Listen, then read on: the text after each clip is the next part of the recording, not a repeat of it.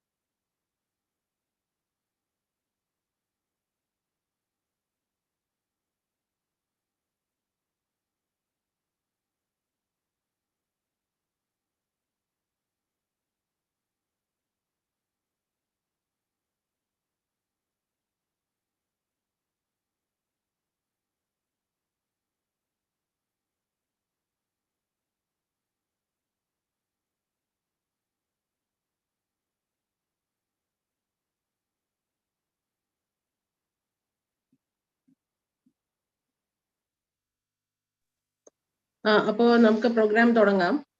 ഇന്നത്തേത് ഒരുമാതിരി കുറച്ച് എല്ലാവരും എത്തിയെന്ന് തോന്നുന്നു. അതൊക്കെ ആൾക്കാർ വന്നുകൊണ്ടിരിക്കും എന്തായാലും. അപ്പൊ നമുക്ക് പതുക്കെ തുടങ്ങാം. കാരണം ചീഫ് ഗസ്റ്റിന് കുറച്ച് തിരക്കുണ്ടാവുമല്ലോ. അപ്പൊ അതുകൊണ്ട് നമുക്ക് യെസ് അതുകൊണ്ട് നമുക്ക് തുടങ്ങുന്നതായിരിക്കും നല്ലതെന്ന് തോന്നുന്നു.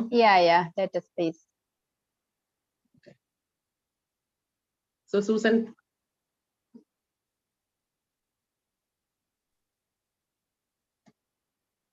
can I start? Yeah, Susan ആണ് ഇന്നത്തെ MC. അപ്പോൾ വെൽക്കം ആൻഡ് MC സൂസൻ ആണ്. അപ്പം സൂസനെ ഞാൻ വെൽക്കം ചെയ്യുന്നു. Thank you. A warm good evening to everyone who has joined us today on this program titled Women's Mental Health and Financial Independence.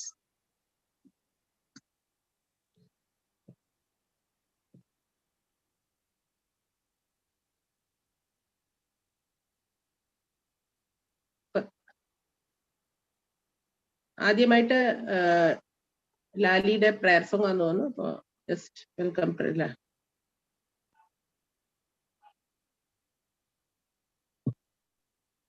നന്മയാം കാന്തി കാണുവാൻ കണ്ണിനാകേണമേ, നല്ല വാക്കിൻ്റെ ശീലു ചൊല്ലുവാൻ നാവിനാകേണമേ,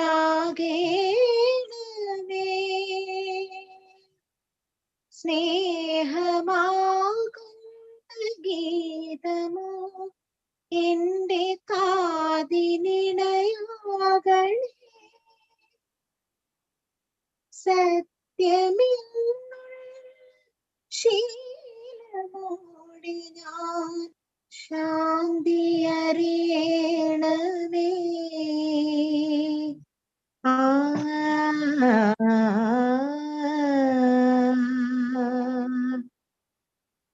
ഭൂമിയമ്മ എന്നറിയുവാനുള്ള ബോധമുണ്ടാകണേ, ജീവജാലങ്ങളാകവേ ജന്മബന്ധുവായിടണേ,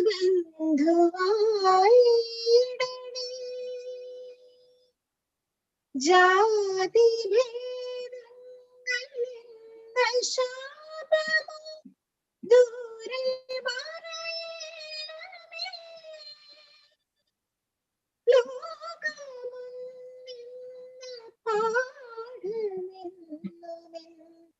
മനസ്സിലെഴുതേണമേ. ആ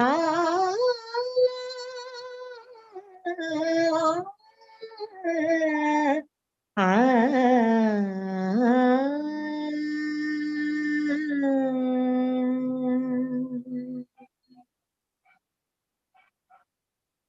Thank you, Lali, for your prayer Thank song. you. Yeah, next is welcoming Dr. Raji. It is my utmost pleasure to welcome Dr. Raji. As you all know, she is one of our founder members. Dr. Raji needs no further introduction. She has been the guiding force behind our group ever since she envisioned to bring together like-minded people from all parts of the world. I happily request Dr. Raji to deliver the vision and mission now. Dr. Raji, please. Thank you very much, Susan. Good evening, Miss Sonia George. Thank you for accepting our invitation and joining us today. Actually, we are a very, I would like to just give a small introduction about our group. This is a simple group by a few ladies. 2020 corona started, the few of us together. Mainly because all the ladies already, they have a lot of tasks in their hand. The corona avarku veetil koodal tension aayirunnu because makkalum husbandum, you know, everybody was there. Adonnu appam avarku oru relaxation venditayirunnu mainly. Pinne adallande all the ladies enkoru abhiprayam ulladum ellarkum ulladum I am sure that nammal Kochile thottu we have been brought up to be first in class, encourage everything. Kochile nammal valannu kalyanam kalichu kayumbam everything changes for most of us actually. But we have to put back our talents, our desires, so many things, and then we have to give importance to our family, which should be the thing actually. But that doesn't mean we should let die all the talents that you have. Appa angana ulla ladies orupaadu very frustrated aayittu irikkunnavaruണ്ട്. Appa avarku oru cheriya oru platform ഇത് അങ്ങനെയാണ് ഞങ്ങൾ 2-3 കാര്യമായിട്ട് start ചെയ്തത്. പിന്നെ ചിലർക്കൊന്നും they don't know people, they have a lot of questions in their mind about different aspects. Let it be about health, about taking care of a child, or you know, adolescent children. അങ്ങനെ ഓരോരുത്തർക്കും നമ്മൾക്ക് എല്ലാവർക്കും പല പല പല questions ഉണ്ട്. അതിന് നമുക്ക് ആരോടും ചോദിക്കാനും അത്ര we don't know anybody എന്നുള്ളത്. അപ്പം ഇങ്ങനെ ഒരു ഫോറമിൽ ചേരുമ്പം you get the freedom to do all that. ഇതാണ് ഞങ്ങളുടെ സിമ്പിൾ ബേസിസിൽ നമ്മൾ സ്റ്റാർട്ട് ചെയ്തത്. Doctor Rashmi Krishnan, today she's not there because she's traveling, and Sheija, she's in Qatar. Avarum, she's also traveling. So it's just me who's going to tell you these things. Idea is actually to encourage the ladies to explore their talents. Ellarkum inborn talents under. So encourage the ladies to explore their talents, express their views and opinions, exhibit their abilities and talents, empower each and every lady to say that, you know, you have it in you to actually rule the world. If you see now all over the world, it's ladies who are ruling. Ennalum ഒരുപാട് ladies innum veetnathirunnnu adukkalakkathunnu purathu varathoru oruvaadundu, but we are trying to help them to empower themselves by especially inviting people like Miss Sonia and all that, and empower them, establish themselves in society, and expand their whatever they have. Some of them are already entrepreneurs, so expand their business or whatever they are doing. And apart from that, also for some people to start as entrepreneurs, use their talents to start a business or so, to guide them and to be successful entrepreneurs. Most importantly, most important endana self-confidence improve cheyanayittum, to leadership qualities improve cheyanayittum, instill cheyanayittu ulladu undu, adine nammal purathu kondanayittu.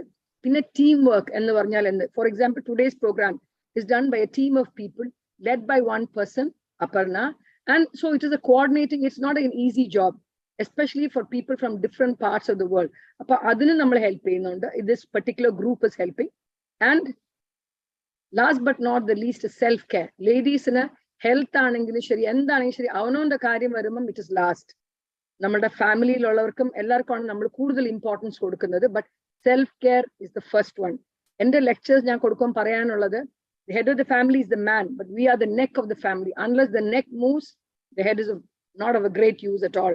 And the same way, oru man sugoilla or veetlu ennu parnale, the lady will be able to take care of the whole family and everything. But if the lady is unwell, the whole family gets shattered. So self-care is very, very important. So idellam kondittu to make a better version of themselves, this or best version of themselves. This is the idea of our WWW. Idile last la endonu vechale, we help each other to uplift each other.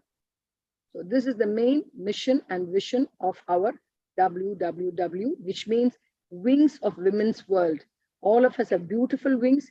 We open it out, we expand it, we fly high and wide. That is the most important thing. And I hope all ladies, today we have a good presentation of almost, I think, 22 ladies. We could have more. We have 173 members from all over the world. I think almost 10 countries we are from.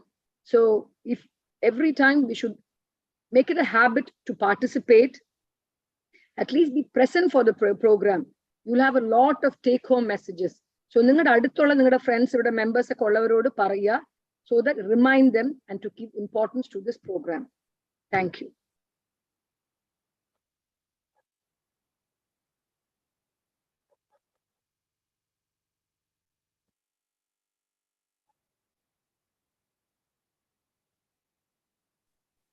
Susan, it's not audible.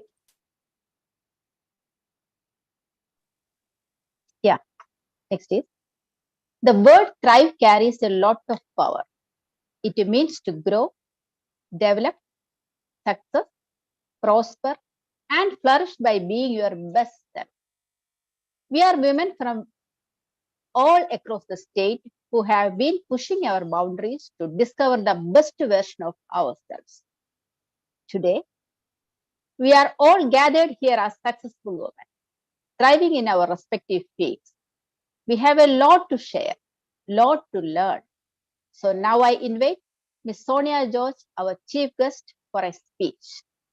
She is associated with SEWA for the last 20 years. She now holds the position of General Secretary of SEWA in Kerala, along with the responsibility of being its National Secretary. SEWA is the national level union of women in the informal sector with over 30 lakhs members. The organization supports women in their livelihood generation, sustainability, and recognition as a worker.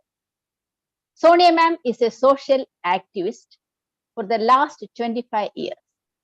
She is also a researcher in gender and labor issues, holding a PhD in social science with a specialization in gender studies. She takes immense pride to be involved with various feminist causes and movements in Kerala and India. Welcome, Sonia ma'am.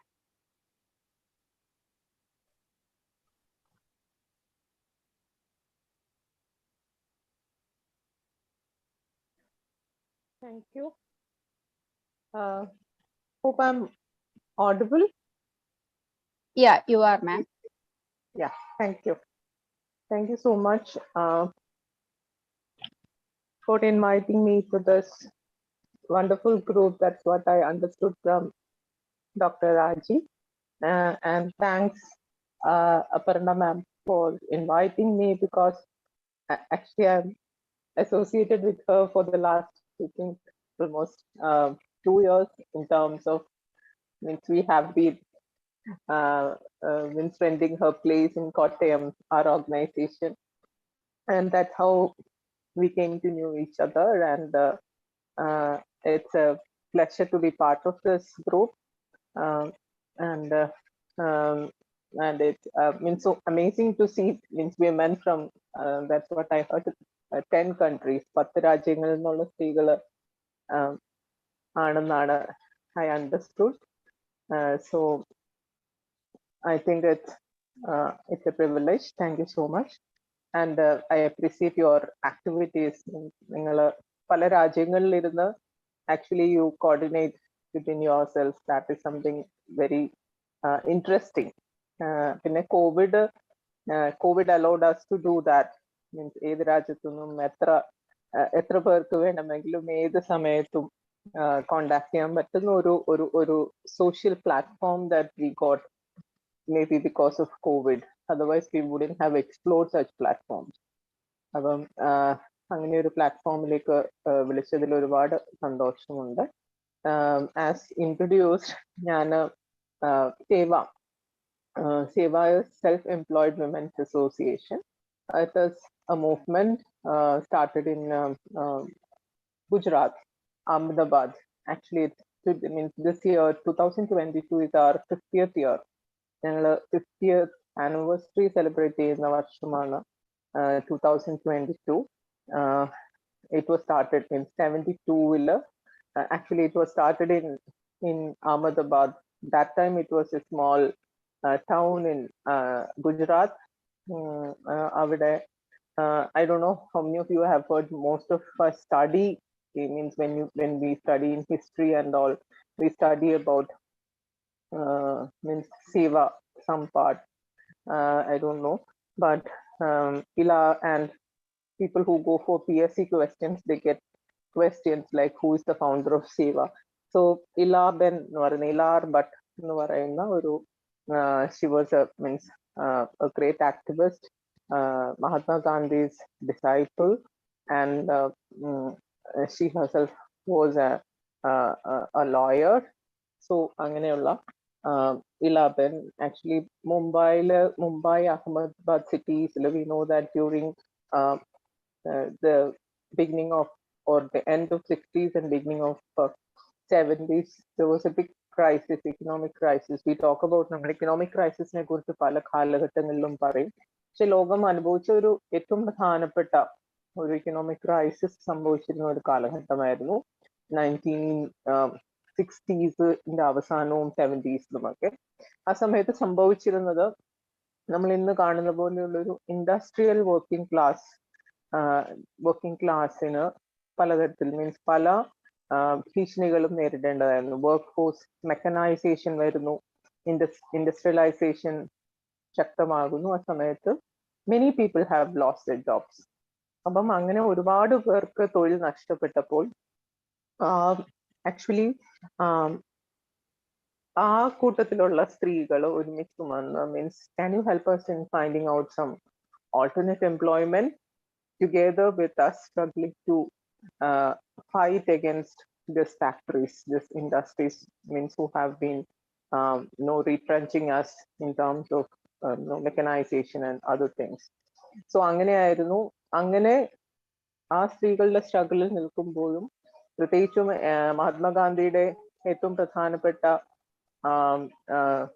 ശിഷ്യനായ means one of her means very close disciples Anasuya Ben ആയിരുന്നു ഇലബന്റെ role model. So Anasuya ബെന്നിനോടൊപ്പം ചേർന്നാണ് she started organizing these women, trying to find alternate livelihood for these women. So angane Seva, when it was started in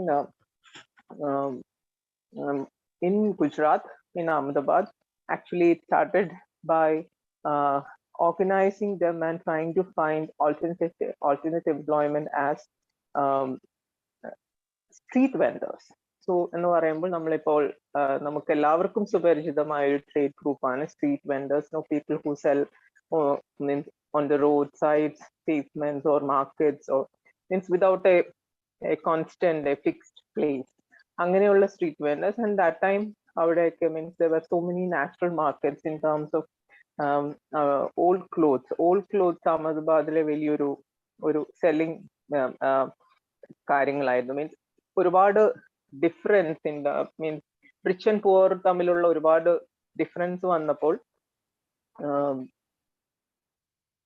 അങ്ങനത്തെ ഉള്ള ഒരു സൊസൈറ്റിയിൽ ഈ ഒരുപാട് പണക്കാര് ഈ അവരുടെ ഒന്നോ രണ്ടോ പ്രാവശ്യമൊക്കെ ഉടുത്ത ഡ്രസ്സുകൾ, ഉപയോഗിച്ചിട്ടുള്ള ഡ്രസ്സുകൾ, they sell it as old, so they give it out and people collect it and sell it as old clothes, and people buy, especially the lower strata of the society, buy it on large scale.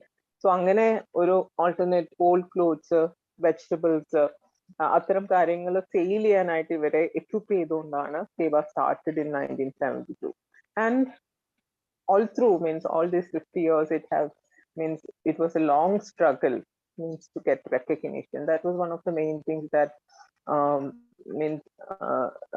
that I have to say and share with you means to get recognition as a women's organization, not just a women's organization. We were organizing, or we are organizing them as workers. തൊഴിലാളികളായിട്ട് means those who means അങ്ങനെയായിരുന്നു നമ്മൾ സ്ത്രീകളെ organise ചെയ്തത്.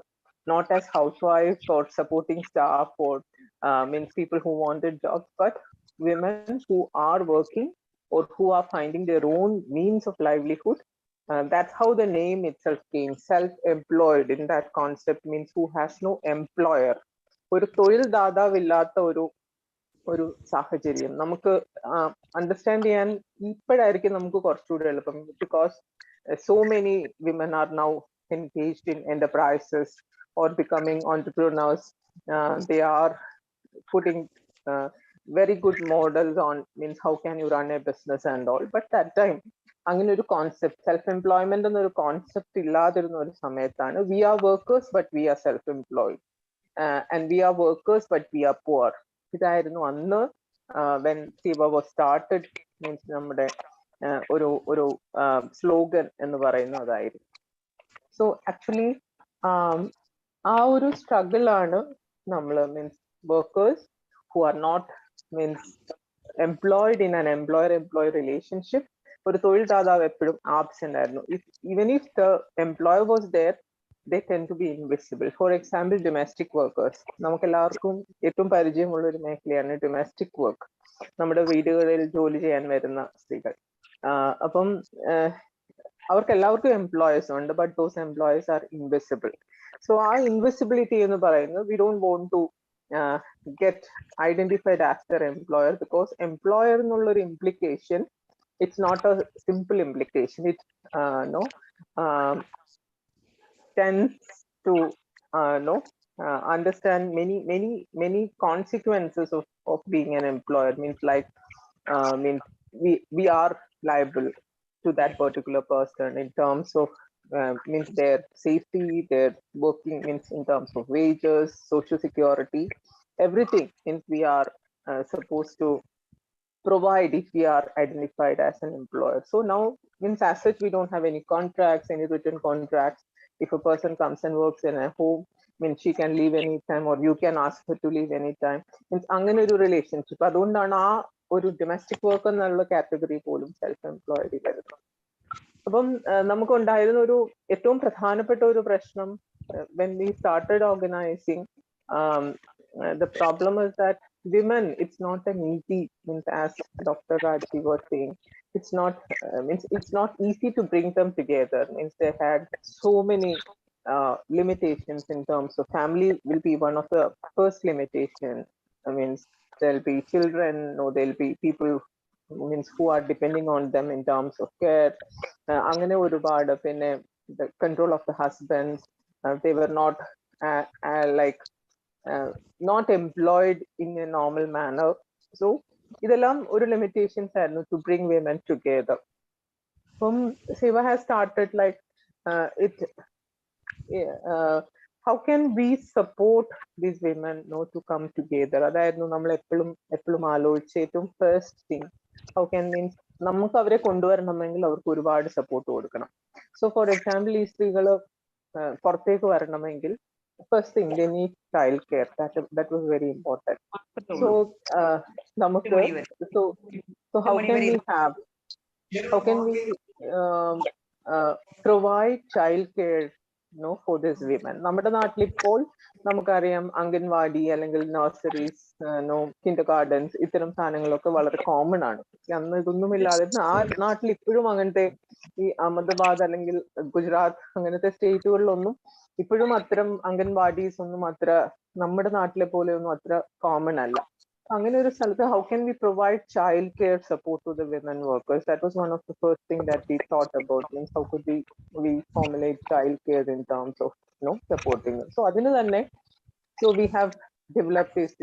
Seva always tried. So avade oru side il child care namukku avashyamayitte vannu. Then we have to find employment to this women. What are the kind of, so if they are going for agricultural work, അല്ലെങ്കിൽ if they are going, means if they are doing their own weaving or knitting or embroidery or whatever it is, to ensure them minimum wages or decent wages. That was the second struggle that we had. Means how could we ensure them that they will get a proper wage and a proper support in terms of their livelihood. So other the second struggle because most of them are self-employed or have no visible employer-employee relationship. So it was difficult to sustain. So we could build cooperatives, means bring them together, make them as part of a collective, and they could be members with equal responsibility and equal power. That was the concept of, or that is still the concept of cooperative. Means in cooperative, people will be shareholders. All of us will have to invest in as part of the collective, and we have to run the system together. അങ്ങനെ ഒരു സിസ്റ്റത്തിലേക്ക് how could we build cooperatives of these women? So അങ്ങനെയായിരുന്നു നമ്മൾ if they are doing agricultural work, can we bring them together and have an agricultural workers cooperative? If they are doing livestock, animal husbandry, can we bring them together and have a cooperative of people who rear cattle or whatever it is, and bring them together? And then when you go, how we address the childcare issue. So for the childcare also, we thought we'll develop a cooperative. Means from women or from their elder girls who have no work. The idea was that why can't you come together and support your neighborhood people in taking care of their children. So why can't you form a cooperative? It's a childcare cooperative where you provide childcare service for women who are going to work in their neighborhood, and you get money. Means you get paid very nominal amount or whatever it is paid by that particular people, or other cooperative can support the childcare cooperative. So even childcare had a cooperative where women themselves or the neighborhood started taking care of their children, so that which enabled them to go to work. So അതായിരുന്നു childcare ഒരു concept. Because I think you have so many guests today, so I'll just try to finish very fast. Then we understood that നമ്മുടെ നാട്ടിലെ പോലെ നമുക്ക് compare ചെയ്യാൻ പറ്റത്തില്ല. Means they are very backward in terms of literacy or whatever it is. Means they don't know to read or write or whatever it is. So അങ്ങനെയുള്ള സാഹചര്യത്തിൽ means financial literacy was very difficult. എന്ന് പറയുമ്പോൾ അവർക്കൊന്നും ഒരു ബാങ്കിലും account ഇല്ല. They had no such credit or debit access in that sense. So financial literacy was one of the main things that we had started. So Seva themselves started a banking cooperative. So how can we develop the concept of a bank where women themselves again are the shareholders? So women can put their own small investments as a share when you start a bank, and then means like it's a member-based cooperative where all of them have their shares, and then they can start functioning it as with normal banking systems. Means capital investments, thrift, credit, whatever it is, could be done through the bank. So today, Seva has a bank which has more than 10 lakhs women who are the shareholders of the bank.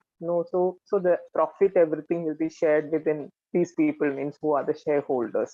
So angane different concepts. Then later Seva developed into so many new forms of work. In the whenever this was I'm talking about 50 years of history. About 50 years of history, ഓരോ സമയത്തും means the society was growing, developing. The concepts of work that itself was developing into different stages. New forms of work had come up. Supply chains, we have seen late 70s, 80s ഒക്കെ കഴിഞ്ഞപ്പോഴത്തേന് supply chain എന്ന് പറയുന്ന വലിയൊരു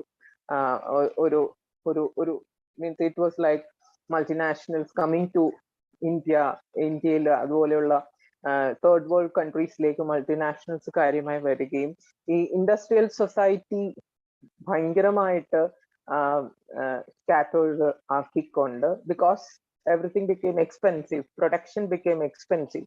So multinationals, the first thought they had was then how to reduce the cost. Cost reduce ചെയ്യണമെങ്കിൽ പരമാവധി ഇവരെ scatter ചെയ്യിക്കണം. So scatter ചെയ്യിക്കണം എങ്ങനെയാണ്? എവിടെയാണോ ചീപ്പ് ലേബർ പ്രൊവൈഡ് ചെയ്യുന്ന സ്പേസ് ഉണ്ടോ, let's move towards that place. അവിടെയാണ് നിങ്ങൾ ശ്രദ്ധിച്ചിട്ടുണ്ടാകും ഒരു late 80s, 90s വന്നപ്പോഴേക്കും globalisation, opening of the borders, nation state എന്നുള്ള കോൺസെപ്റ്റ് ഒക്കെ മാറിയിട്ട് means anybody can trade anywhere and anybody can start a business anywhere. So അങ്ങനെയുള്ള ഒരു ട്രേഡ് ലിബറലൈസേഷൻ പോളിസീസ് പല രാജ്യങ്ങളും അഡോപ്റ്റ് ചെയ്യാൻ തുടങ്ങി, ഇന്ത്യ ഉൾപ്പെടെയുള്ള രാജ്യങ്ങൾ. സോ ആ സമയത്തേക്ക് വന്നത് instead of centralized productions, they were all decentralized productions. Home became the workplace. അതായത് ഇപ്പൊ ഈ പ്രൊഡക്ഷൻസ് എല്ലാം വീടുകളിലേക്ക് എത്തും. ഓരോ piece, if you are part of a garment industry, ഒരു ഷർട്ട് ആണെങ്കിൽ ഷർട്ടിന്റെ means you have to make the collar or cuff, or you have to put the buttons. Means ഓരോരുത്തരും ഓരോ ജോലി ചെയ്താൽ മതിയായിരുന്നു. But it was a very cheap labor. ഒരു analysis ഉണ്ടായിരുന്നു, ഒരു ഇന്ത്യ ബംഗ്ലാദേശി സിനാരിയോയില് ഒരു ഷർട്ട് മേക്ക് ചെയ്യാൻ വിത്ത് means cost of production, the entire cost of production including raw material എന്ന് പറയുന്നത് 85 to 100 rupees ആണ് ആകുന്നത്. But how much we are paying for a branded shirt, like and from a branded store if we are buying, how much we have to pay? Maybe 100 times more, അല്ലെ അതിലും കൂടുതൽ. നമ്മൾ ഓരോ രാജ്യത്തിന്റെയും നിലവാരം അനുസരിച്ച് നമ്മൾ ആ ഷർട്ടിന് കമ്പനീസ്, അത് whatever it is, Polo or whatever it is, they put their brands and they put prices according to their brands. പക്ഷെ അത് ചെയ്യുന്ന ഒരു തൊഴിലാളിക്ക് കിട്ടുന്നത് മേ ബി ഒരു ഷർട്ടിന് maybe they won't get 1 rupee. That is the scenario. Supply chain. So it's like everything under. നിങ്ങൾക്ക് അറിയുമെന്ന് അറിയത്തില്ല, നമ്മൾ ഇവിടെ ആലപ്പുഴയിൽ ഞങ്ങൾ വർക്ക് ചെയ്യുന്നത് നമുക്ക് എല്ലാവർക്കും പരിചിതമായ ഒരു മേഖലയാണ്. ഈ എല്ലാവർക്കും മലയാളികൾക്ക് എല്ലാം സുപരിചിതമാണ് പോപ്പി ജോൺസ് കുടകൾ. നമുക്ക് എല്ലാവർക്കും നമ്മൾ കേൾക്കുന്ന ഏറ്റവും പ്രധാനപ്പെട്ട 2 ബ്രാൻഡ്, അത് പണ്ടത് സെന്റ് ജോർജ് അംബ്രല്ല ആയിരുന്നു. അത് 2 മക്കൾക്കുമായിട്ട് അത് ഡിവൈഡ് ചെയ്തപ്പം പോപ്പി സെന്റ് ജോൺസ് ആയി. അപ്പൊ ഇതിന്റെ മുഴുവൻ പ്രൊഡക്ഷനും ഞാൻ ഇപ്പം പറഞ്ഞ ഈ വാല്യൂ, ഈ സപ്ലൈ ചെയിൻ മോഡൽ ആലപ്പുഴ ടൗണിൽ ജീവിക്കുന്ന സ്ത്രീകളാണ് ഇത് മുഴുവൻ ചെയ്യുന്നത്.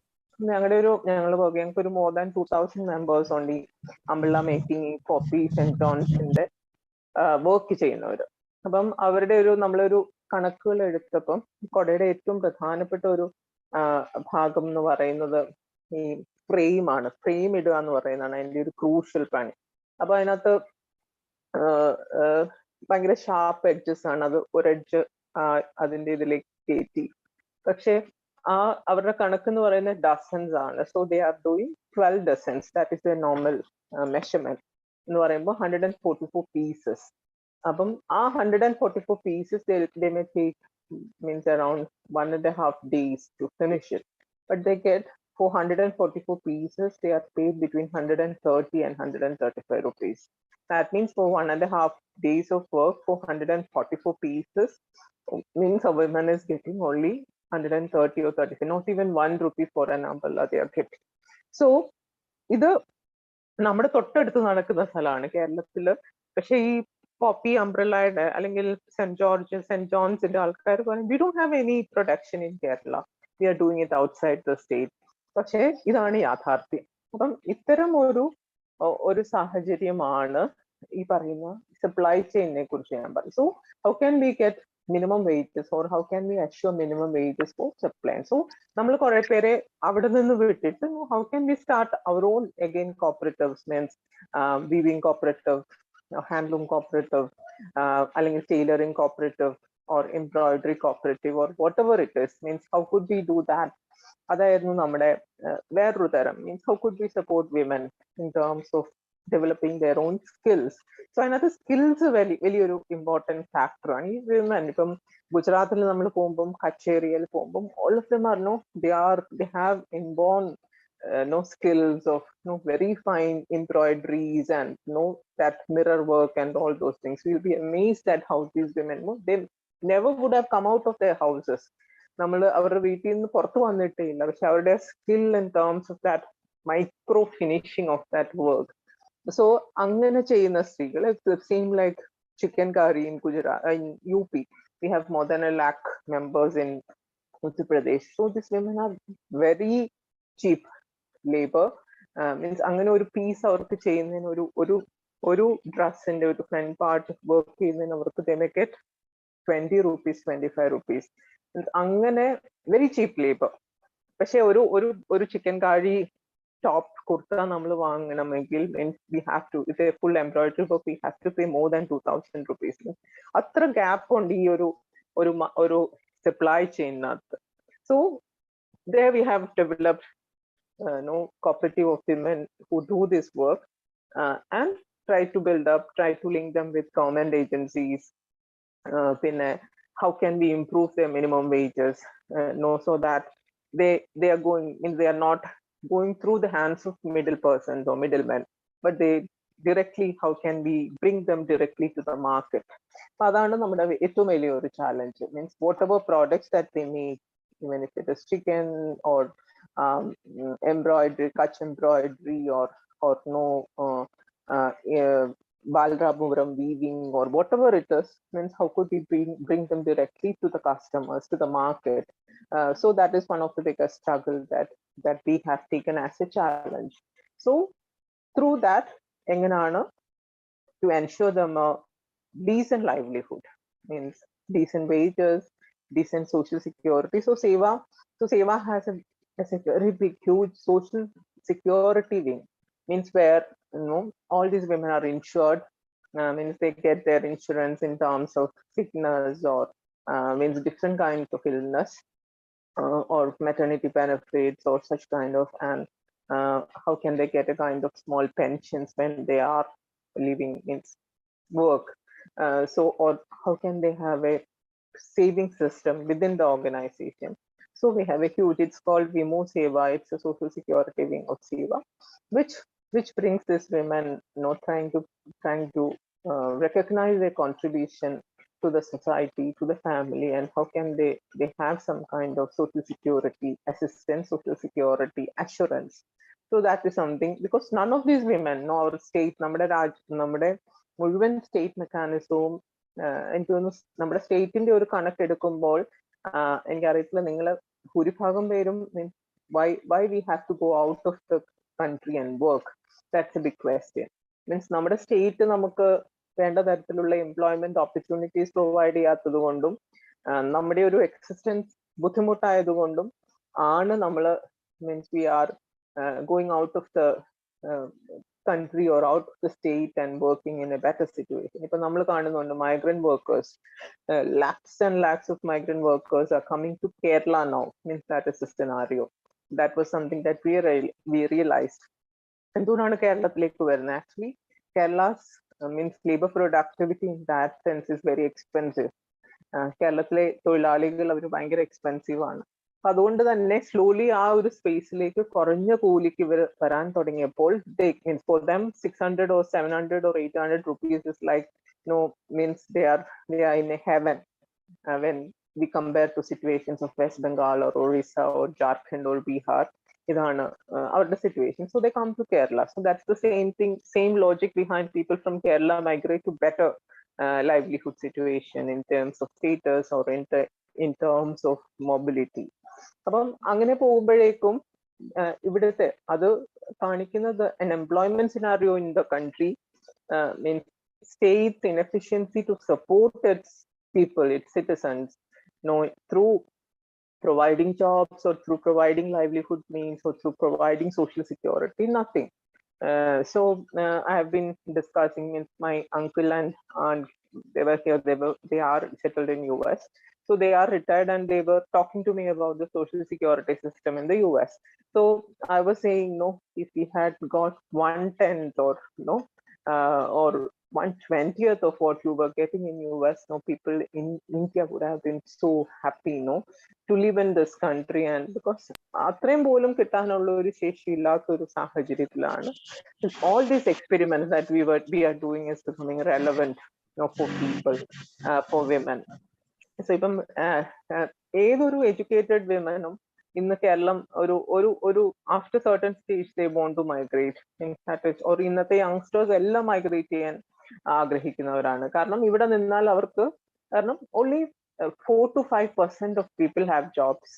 Means the jobs I say in the organized formal sector. All others are informal workers.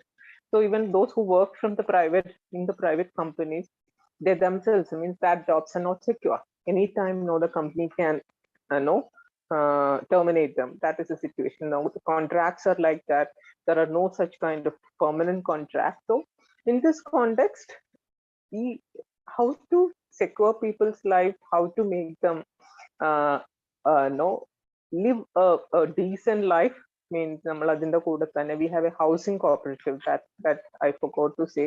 Means how can they deposit small monies when they work, and then all those money all those amount could be put together so that they can start thinking of their own house. That is something that we have a housing cooperative also. So that is something that we have. So like that, waste because collectives, waste because cooperative, we have a huge waste because network where we collect this all waste from people like papers and all those things, both organic and solid waste. And then the solid waste like means we what you say means like newspapers and all those things we convert on large scale to handmade papers and those things, and we convert it into so many products, and we have for example we have a link with the US company Staples, which sell means it's a stationery store actually, basically Staples. So Seva has linked with Staples so that many of the products that we make here are sold to Staples. So likewise we have links with many of the international or means in terms of marketing, in terms of support systems, so that we will be able to support these women in terms of livelihood. So actually this is a what you call it's a challenge, and it we are working with women. That is the most sensitive part of it. Means struggles from the family. Struggle lots of issues like violence is one of the biggest issues that we confront in our movement. Means many women complain about domestic violence, means from intimate partners, within the family members. So how can they have a support system? Like when they are in trouble, means whether the organization will be able to support them, maybe through legalities, or they may need an immediate support, or they may need some place to stay. Means likewise, or means we have so we have a good kind of lawyers collective which support these women when they are in need. Means in terms of violences at any place, means not only in their own houses, but in workplace or public place or wherever it is. So how do we link their issues with their family issues, their personal issues, their work issues? And so building a women worker, we have to do all this. That is what the Seva experiment shows. That is why we have this different forms, childcare becoming an issue, Seva Bank. So Seva Bank has become a nationalized bank now. So it got a national recognition, so it can function on par with other national banks. So it can have transactions like that. So angane oru national bank concept oru women's organization India undaki edutha ennu parayunnu, it's a means what you call something that is not achievable for a women's organization that we have achieved. അതുപോലെ തന്നെയാണ് സേവ ഒരു trade union ആണ് എന്ന് പറയുമ്പോൾ ഈ women's rights, workers റൈറ്റ്സിനെ സംരക്ഷിക്കുന്നതിനായിട്ട് we have got this central trade union status. Like നിങ്ങൾക്കൊക്കെ പരിചയം ഉണ്ടായിരിക്കും, CIQ, AIQ, CBMS എന്നൊക്കെ പറയുന്ന ANTUC എന്നൊക്കെ പറയുന്ന പൊളിറ്റിക്കൽ പാർട്ടീസിന്റെ ട്രേഡ് യൂണിയൻ. ഇവരൊക്കെയാണ് ഇന്ത്യയിൽ 11 സെൻട്രൽ ട്രേഡ് യൂണിയൻസ് ആണുള്ളത്. സോ സേവ is one of those 11 trade unions which has a national status, and it's 7th among that 11 unions with this 30 lakh membership we are spread in almost 23 states in the country. So Keralathilum nammal adu kuda paranju, I'll just finish. Keralathilum means Kerala, it's different from other states, for so many reasons. So അതുകൊണ്ട് തന്നെ ഇവിടുത്തെ സ്ത്രീകളെ സംഘടിപ്പിക്കാൻ വലിയ ബുദ്ധിമുട്ടാണ്. ഇവിടുത്തെ സ്ത്രീകളെ ഒരുമിച്ച് കൊണ്ടുവരാൻ ഭയങ്കര പ്രയാസമാണ്. പിന്നെ പട്ടിണി കിടന്നാൽ പോലും സ്ത്രീകൾ ജോലിക്ക് പോകരുതെന്ന് ആഗ്രഹിക്കുന്ന ഒരുപാട് കുടുംബങ്ങളുണ്ട്. മീൻസ് ആ കുടുംബത്തിൽ ചിലപ്പോൾ പട്ടിണിയായിരിക്കും. ഇന്നത്തെ ഒരു ക്രൈസിസ്, ഞാൻ I have told how migrants have occupied or penetrated to the labor spaces of Kerala men. Kerala men in the spaces ലേക്കാണ് ഈ മൈഗ്രൻസ് എല്ലാം വന്നിരിക്കുന്നത്. വെയ്ജ് ലേബർ, കൺസ്ട്രക്ഷൻ ആയിക്കോട്ടെ, അല്ലാത്ത വെയ്ജ് ലേബറേഴ്സ് ആയിക്കോട്ടെ, എന്തായാലും അവിടേക്കാണ് വന്നത്. So previously men in Kerala, they used to get means 20 to 25 days of work. That means it's a good amount, very good amount. 25 days of work, at least they get 800 to 1,000 rupees. So they get 25,000 or 15 to 25,000 definitely they used to get. പക്ഷെ ഇപ്പോൾ സംഭവിക്കുന്നത്, ഈ migrants വന്നതോടുകൂടി ഈ ഇവരുടെ 10 days of work a month കിട്ടിയാലായി. അപ്പൊ ആ സമയത്തേക്ക് ഇവരുടെ ഇൻകം ഭയങ്കരമായിട്ട് കുറഞ്ഞു. അപ്പം സ്ത്രീകൾ, women were forced to do or are forced to do any kind of livelihood mechanisms available. So they will work for 100 rupees, 200 rupees or 300 rupees. So atram oru space lana we are trying to organize them into collectives, talking about minimum wages, talking about what you call reasonable livelihood, a just livelihood. Means how can they improve? Many states like state to compare, Kerala women have very less skills. So other means they don't have skills. I mean, most of them have no skills as such. The main thing, that is what Kerala we have tried, is one of the main skills they have is they're very good at care. So how could we professionalize care? That was one of the first thing that we have experimented in Kerala. I mean, how could we have care workers cooperative? So that is where we have tried to bring these women together. We gave them training in terms of nursing, in terms of household responsibilities like cooking or cleaning or looking after the sick or looking after the baby, postnatal cares and all. So how could they come together and earn a decent livelihood out of that? അതായിരുന്നു നമ്മുടെ ഒരു വലിയ പരീക്ഷണം കേരളത്തിൽ, and that's going on and that is improving. And now people are talking about care. Government is talking about care managers. We know that the population is aging in Kerala because most of the people are out of the upper and lower middle class people are out of the country, the second and third generation. So the aging population needs support. From oru veliya employment opportunities, that cooperative is one of the biggest cooperative in Kerala. And the second cooperative that we work with is the food. That is another skill of Kerala women, means they can make good food, means variety food. So how could we bring together women who have those capacities so that they can, we know, means that was the concept when we started. Ella main chefകളും നമ്മൾ നോക്കിയാൽ എല്ലാ ഹോട്ടൽസിലും പോയാൽ that will be men. നമുക്ക് സ്ത്രീ chef ആയിട്ടുള്ള hotels ഇപ്പോഴും കണ്ടുപിടിക്കാൻ സാധിക്കുമെന്ന് ചോദിച്ചാൽ വളരെ ബുദ്ധിമുട്ടാണ്. So but all our home made foods are made by women. So എന്തുകൊണ്ട് നമ്മൾ അത്തരം ഒരു കോൺസെപ്റ്റിനെ കുറച്ചുകൂടെ ലാർജ് സ്കെയിലിലേക്ക് എക്സ്റ്റെൻഡ് ചെയ്തുകൊണ്ട് means women food cooperatives, that is something that we have started developing. And then we started trying to find market for their whatever their products they make food.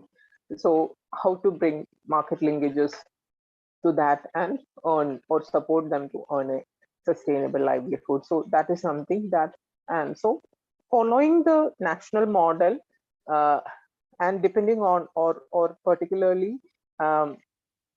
trying to get into Kerala's context, how can we support the women who are in the informal sector to earn a reasonable livelihood? And many of them have actually tailoring skills. So how could we develop their tailoring skills? And many traditional crafts are there in Kerala, like reed, bamboo crafts and those kinds of things. So how could, so we have a reed bamboo cooperative, we have a waste picker, means like waste paper, handmade paper cooperative, and this food cooperative, and we have a fish workers cooperative. That is something that we have started very recently following COVID, because we have huge number of fish worker women, and especially ഈ ട്രിവാൻഡ്രത്തൊക്കെ സ്ത്രീകളാണ് ഏറ്റവും കൂടുതൽ മത്സ്യ വിൽപ്പനയ്ക്കായിട്ട് ഇറങ്ങുന്നവര്, മറ്റ് ഡിസ്ട്രിക്ട്സിനെ പോലെയല്ല. So ഇവര് തലച്ചുമടായി മാർക്കറ്റുകളിൽ മൈലുകൾ താണ്ടിയാണ് ഇവര് മീൻ വിൽക്കുന്നത്. സോ ബട്ട് സ്റ്റിൽ ഇപ്പോ ഈ കോവിഡിന്റെ ഒക്കെ പശ്ചാത്തലത്തിൽ ഒരുപാട് പേര് മീനിന്റെ ബിസിനസ് തുടങ്ങി. അപ്പൊ ഈ സ്ത്രീകളുടെ തൊഴിൽ സാധ്യതകൾ മങ്ങി തുടങ്ങിയപ്പോൾ we have supported them. No, why can't these women start an online marketing, fish marketing possibility? So അങ്ങനെ we trained them, we developed online platforms so that the customers could get in touch with them. They sell direct fish, means from the sea they collect fish and they sell it directly after cleaning or packing and all. So that is something that we have started new in Kerala. Means how could we support these women fish workers in terms of sustaining their traditional livelihood?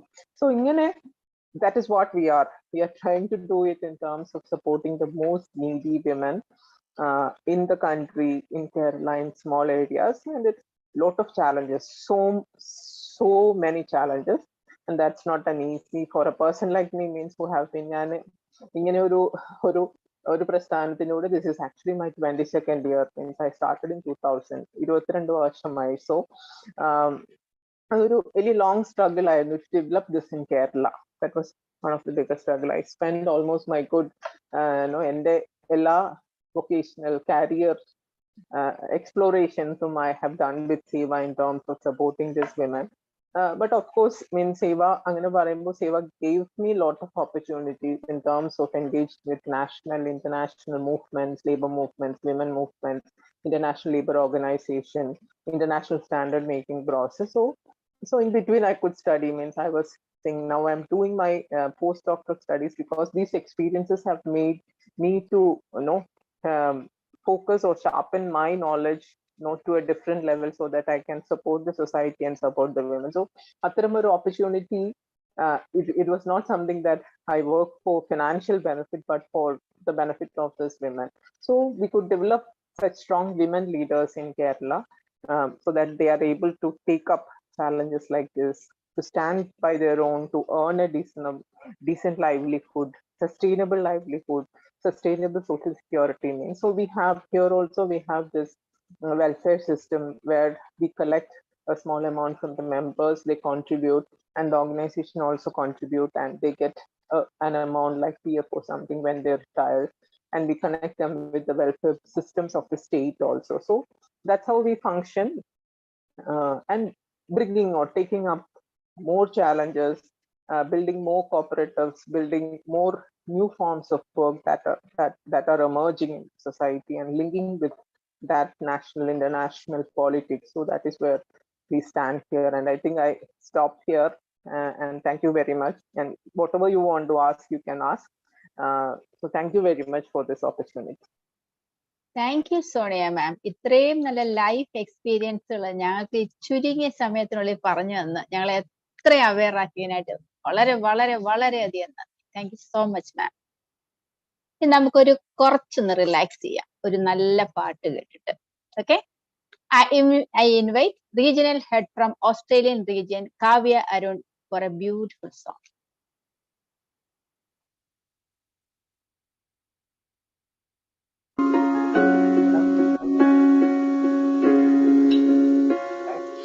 நான் பிழை நீ மழலை எனக்குள் நீ இருந்தால் அது தவறே இல்லை.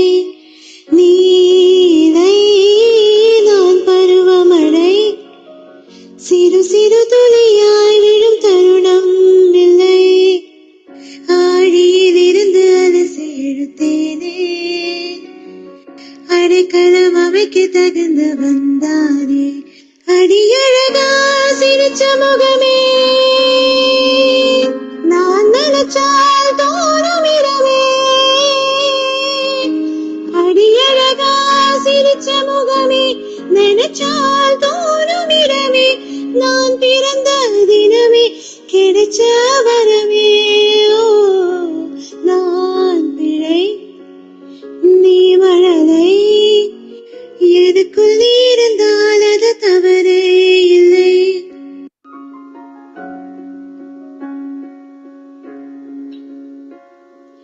நான் பிழை நீ மழலை எனக்குள் நீ இருந்தால் அது தவறே இல்லை. நீலை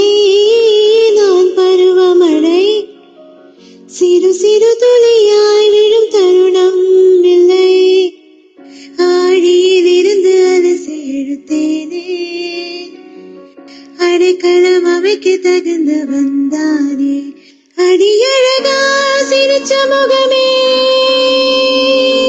நான் நினைச்சால் தோறும் இடமே அடியழகா சிரிச்ச முகமே நினைச்சால் தோறும் இடமே நான் பிறந்த தினமே கிடைச்ச வரமே ஓ நான் பிழை நீ மழலை எதுக்குள் நீ இருந்தால் அது தவறே இல்லை.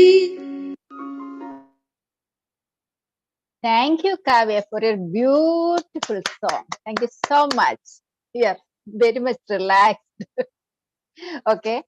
Now time to എനിക്കിപ്പോ സമയമില്ല കാരണം എനിക്ക് അത്യാവശ്യമായിട്ട് പുറത്തു പോകേണ്ടിയിരിക്കുന്നു. സോ MC ചാർജ് ഞാൻ സുജാത ഫ്രാൻസിസിന് ഹാൻഡ് ഓവർ ചെയ്യാണ്. സുജാത ഇനി അത് കണ്ടിന്യൂ ചെയ്യും. Thank you so much. Sujatha, can you hear me?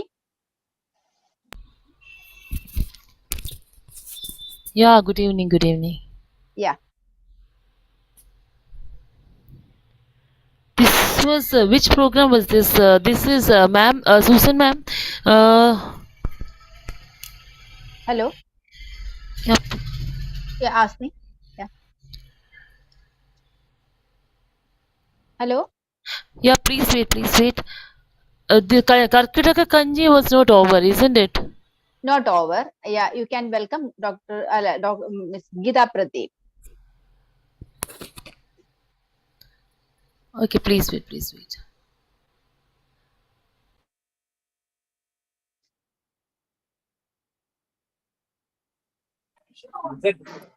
Okay, I think we have to, next is, we have to welcome Geeta Pradeep. Yeah.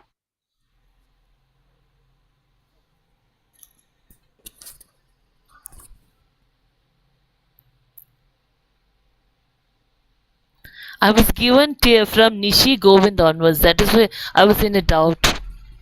From Nishi Govind onwards, it was given to me to say. Okay, I'll welcome her. Okay. Okay, please. Hi. Service to mankind is the greatest of virtues, and the greatest honor is being recognized for being whom we are. Ms. Geeta Pradeep, she has done her MSc in Counseling Psychology, MBA in HR, and B.Ed in Psychology. She is a counselor by profession, an educator, content writer, and a vibrant social activist too. Being brought to the limelight by the team of Bethakamanga women, she has been actively involved in taking the BMW team to a greater heights. She has been recognized and awarded the Emerging Counselor of the Year by Educos Unite. She has been a teacher by chance too, taken psychology classes for the students of 11th and 12th during the pandemic. An ardent lover of art and craft has been the finest source of motivation for her children to develop their artistic.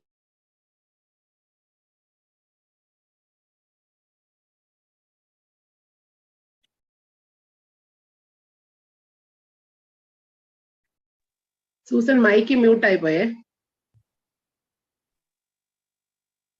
Can you hear me? Hello? Hello? കേക്കാം. Yeah. Throughout her career as a content creator, she has written numerous blogs and articles on a variety of topics that are both interesting and beneficial to readers. Now, I invite our expert speaker, Geeta Pradeep, to share her wisdom. Geeta Pradeep, please. Thank you, ma'am. Thank you for the introduction. Good evening to everyone present here on this virtual forum. First of all, I would like to thank Dr. Raji, Dr. Leena Francis, Dr. Reshmi for making me a feather among the wings of the women's world. And also thank you for this wonderful opportunity to address everyone here on this most thought topic, but not talked about rather, women's mental health. So may I now ask you all a question? So how many of you are here above 40? Okay, you can raise your hands. Okay, thank you. So how many of you are feeling stressed? You could type in the chat box.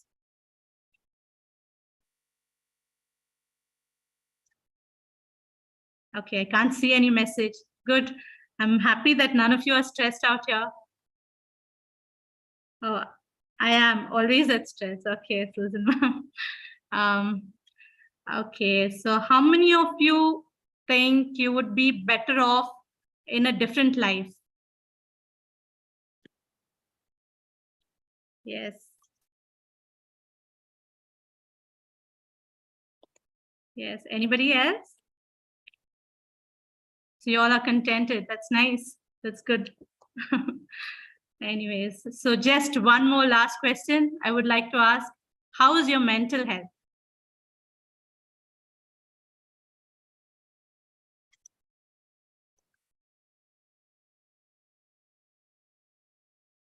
How is it? Is it very difficult to answer? Yes? Not, no one has ever asked, right?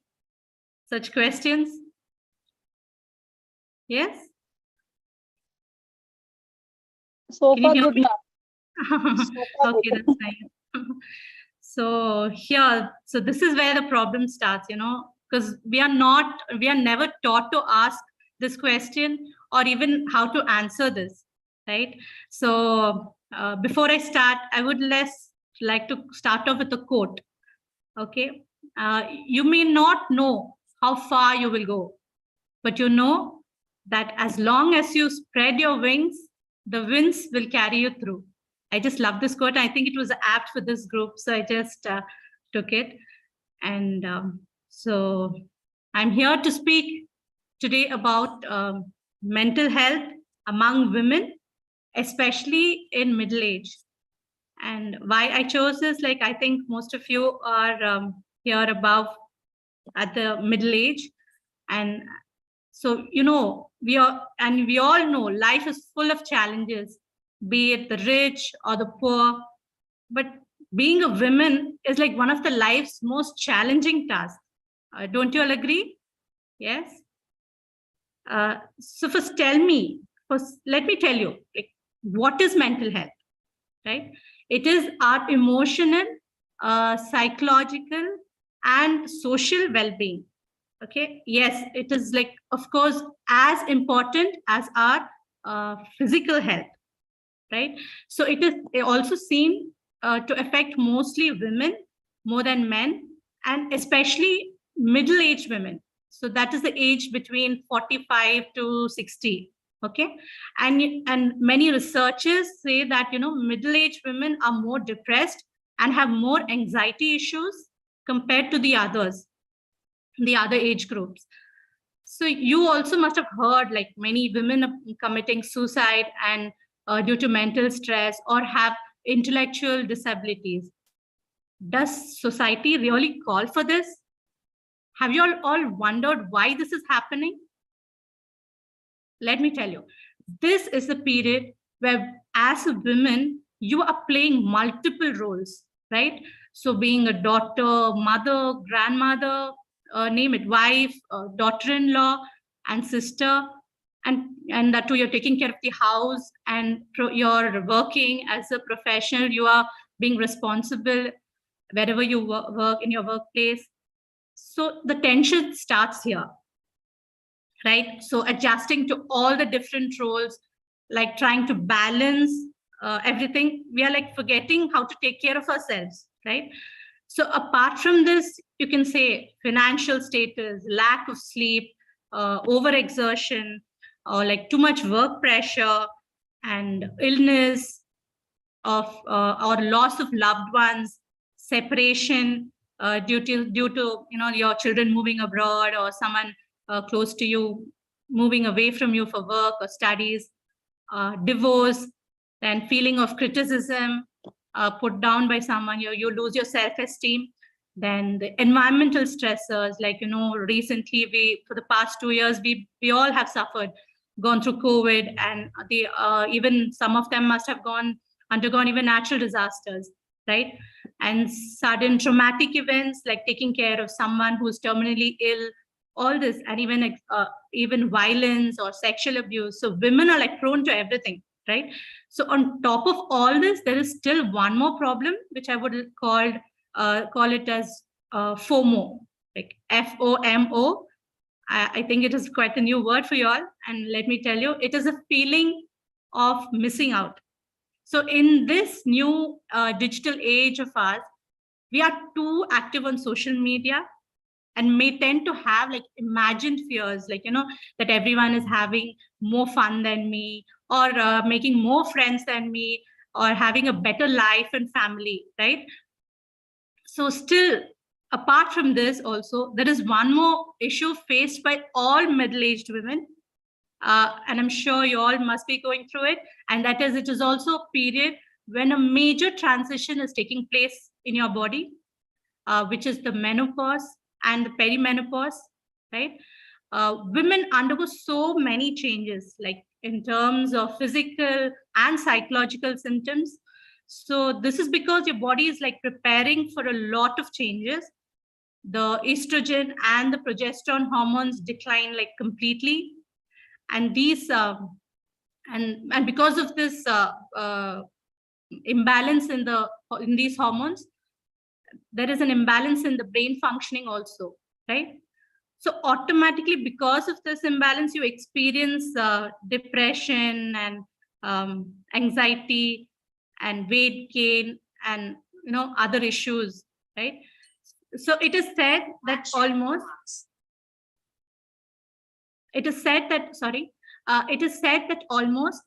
34 different symptoms are experienced by women during this period. Okay, and can you imagine 34 symptoms?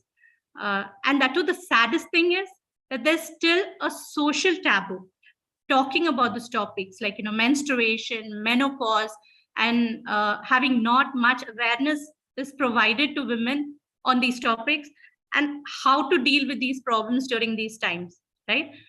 But you know what? Women are so powerful, so strong. Even without these information over all these years, they have been carrying like everything through, like alone. But yes, by suffering though. But now that we have so many educators and professionals and so many different sources of to exchange information, knowledge, and when and women, when you give the opportunity to them to learn, they are ready to learn anything and navigate in an appropriate way, right? So so I would say, like, silence is the killer. So we all need to step up and open up about the problems that we are not able to handle alone, right? So every woman needs to understand this. So when do they need help, and whom to approach, and what else to do to minimize the problems? Okay, so now you may ask, like, how do I identify that I have some sort of mental health issue? So let me tell you, if you feel lonely and like crying all the time, or a loss of interest in activities you enjoyed, or having lack of sleep, or change in appetite, or socially you're not interactive anymore, and irritable always, and feeling anxious, depressed, fatigued, having headaches, regular headaches often, then you're feeling dizzy, having palpitations, forgetfulness, trouble in focusing, and sometimes even hot flashes, nervousness, and even these gastro problems and all.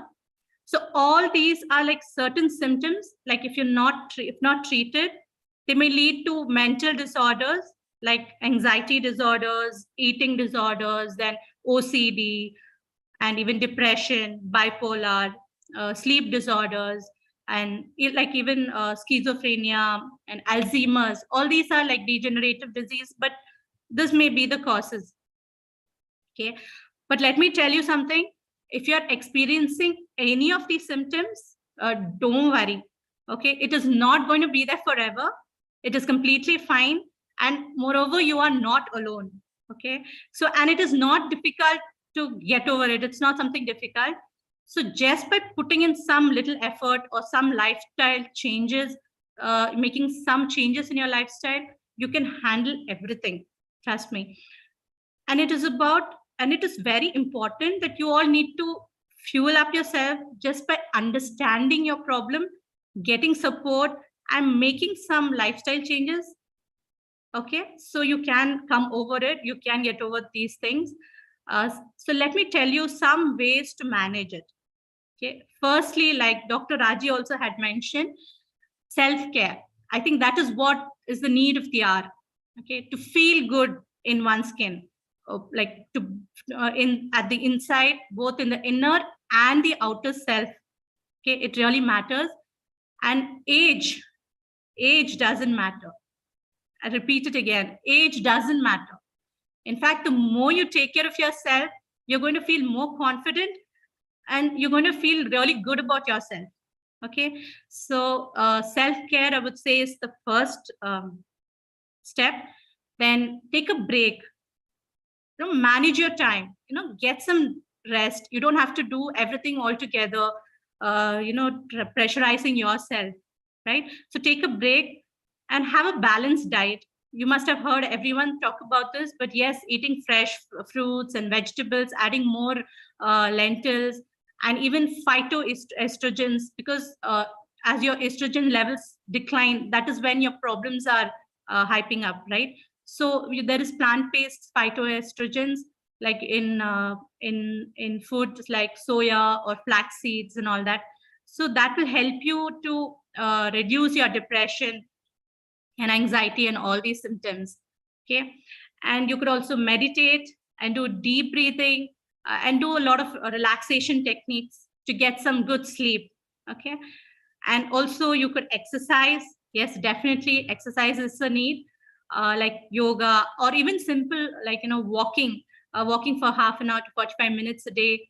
Like, okay, and if you're not able to do, you're not having time to do some exercises, you could just do some simple ones, like, you know, so when you're sitting in the couch, you can still do some stretching, or when you're lying down, you can just do some stretching, and you can even lift your legs up 90 degrees, and that is also a very good method. Okay, and so these kind of simple, and you can do wall push-ups if you're not, you know, bend down and do. So these are simple exercises which you can do it like in everyday life as a routine.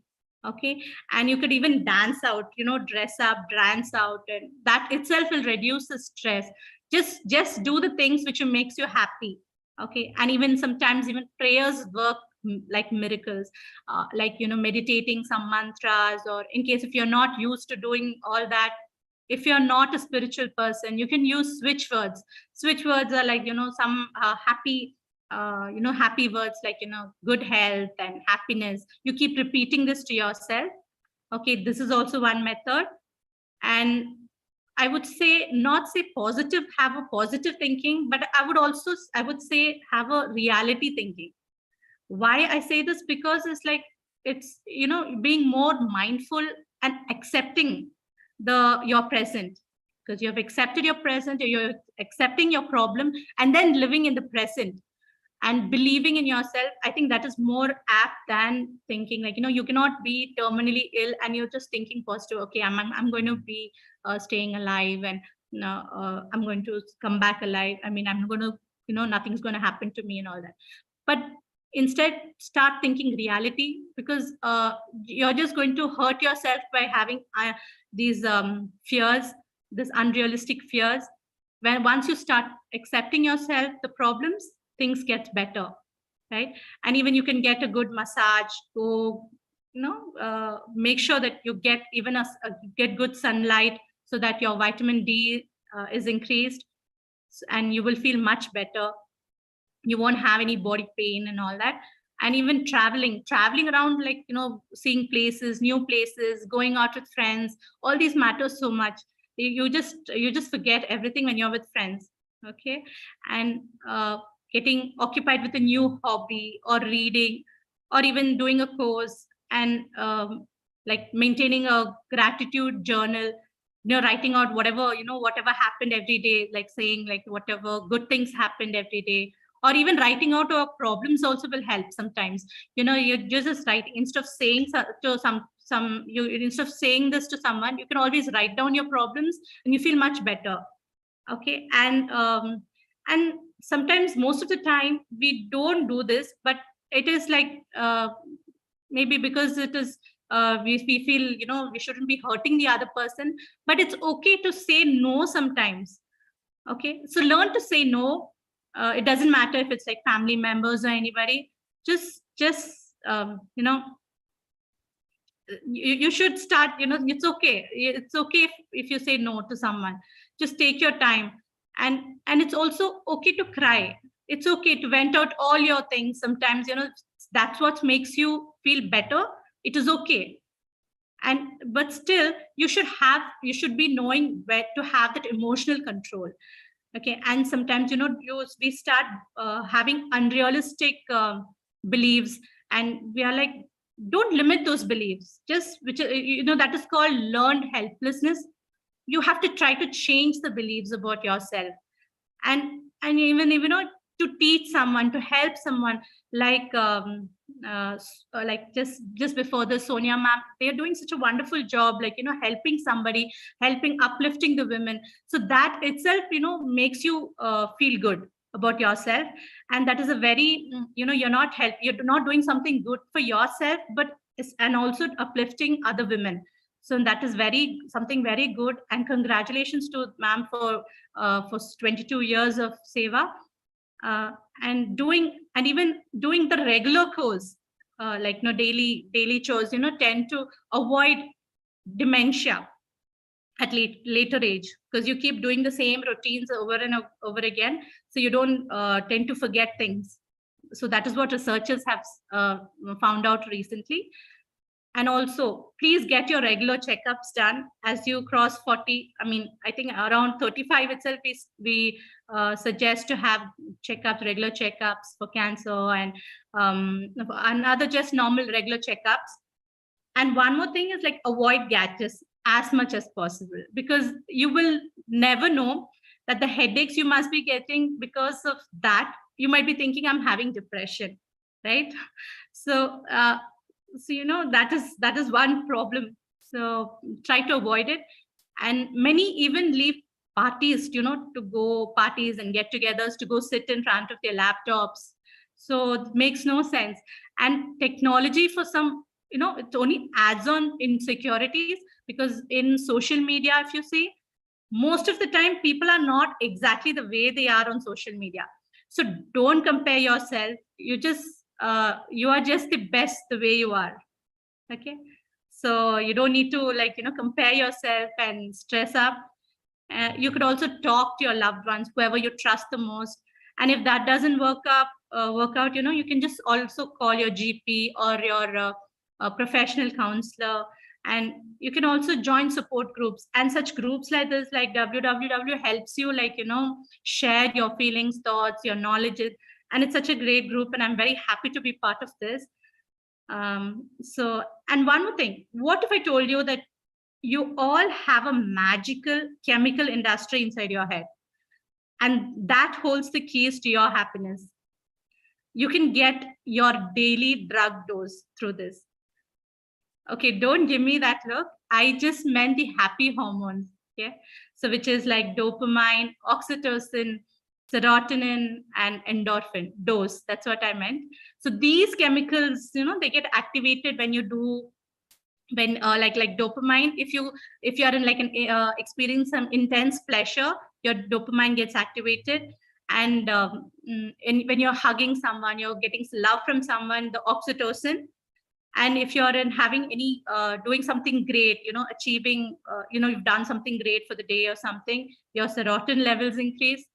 And endorphins, obviously, and this is the only natural painkiller, and this can be only got by sweating out and exercising. So and I'm sure I'm going to be getting my dose after this session. So I hope you all will follow any of this and suggest to others also, and just ignore the critics and lead a life of dreams, like which will assure a life of worth living. Okay. And remember that women are not destined to suffer. We are like rooted in a very strong family. So let's take a call before it gets too late. Let us all set our foot like down right now to demand our share of joy, right? And I also, so before I conclude, I would like to say, other than the 3 W's, which we all remember, try to follow 5 more. Let me tell you what the 5 W's are. Who you are is what makes you special. Do not change it for anyone. What lies ahead will always be a mystery. Do not be afraid to explore. When life pushes you over, remember to push back harder. Where there are choices to make the one you will never forget. And why things happen will never be certain. So take it in stride and keep moving ahead. So I hope you remember and follow these 5 W's. So promise to look after yourself so that we can take care of others also. And remember, like our body is like a place of worship. So its sanctity completely depends on how you approach it. So I think, so you should make your right choice today. And one last thing I would like to say is like wisdom comes through aging, and so does internal happiness. So love yourself because you all deserve it. Okay. And any difficulty, we are here to help. Thank you very much for the patient listening. And once again, thank you for this opportunity. Thank you. Thank you all. Have a good day.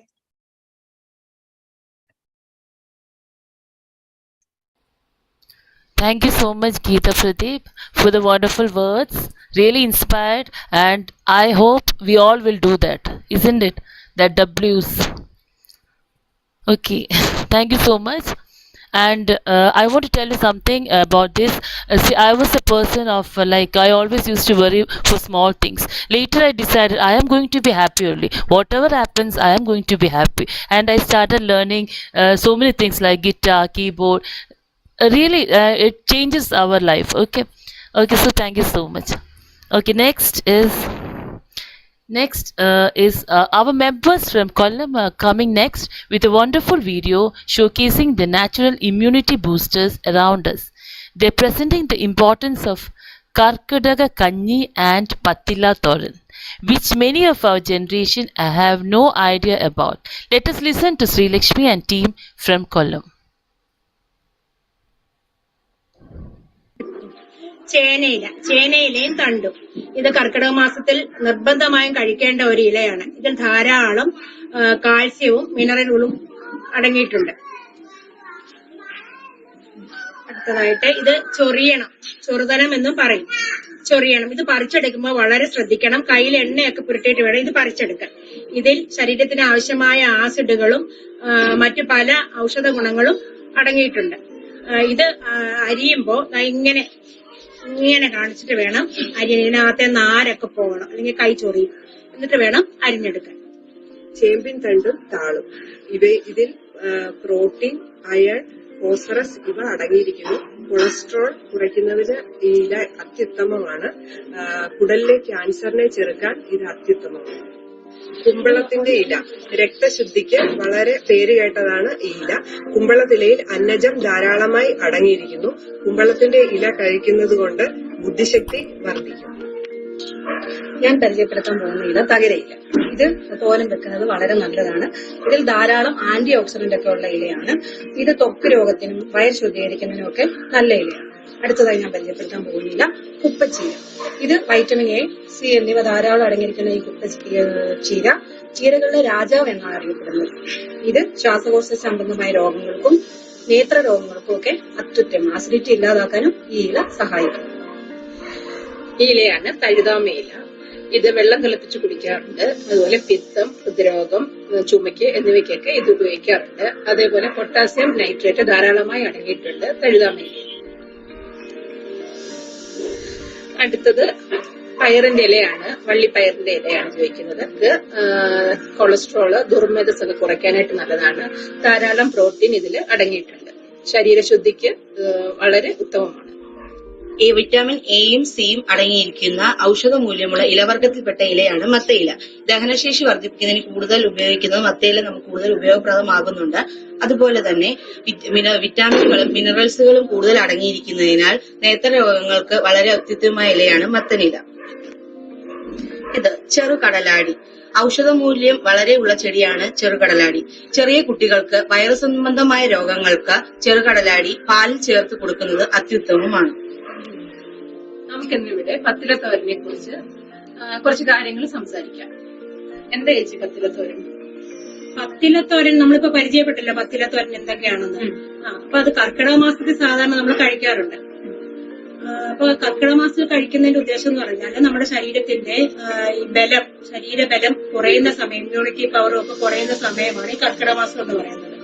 അതായത് ത്രിദോഷങ്ങൾ നമ്മളെ കൂടുതലായിട്ട് ബാധിക്കും. അതായത് വാദം, പിത്തം, കഫം ഇവയൊക്കെ നമ്മളെ ശരീരത്തെ കൂടുതലായിട്ട് ബാധിക്കുന്ന സമയമാണ് ഈ കർക്കിടക മാസം എന്ന് പറയുന്നത്. അപ്പൊ നമ്മള് കർക്കിടക കഞ്ഞി, ഇങ്ങനെയുള്ള പത്തിലത്തോരൻ ഇതൊക്കെ ധാരാളം നമ്മൾ അന്നേരം ആ സമയത്ത് കഴിക്കുന്നത് വളരെ ഉത്തമമാണ്. അപ്പൊ ഒരു വർഷത്തെ നമ്മുടെ ശരീരബലം കിട്ടുന്നതിന് വേണ്ടിയിട്ടാണ് നമ്മൾ ഈ കർക്കിടക മാസത്തിൽ ഈ മരുന്നുകളൊക്കെ കഴിക്കുന്നതിന്റെ ഉദ്ദേശം.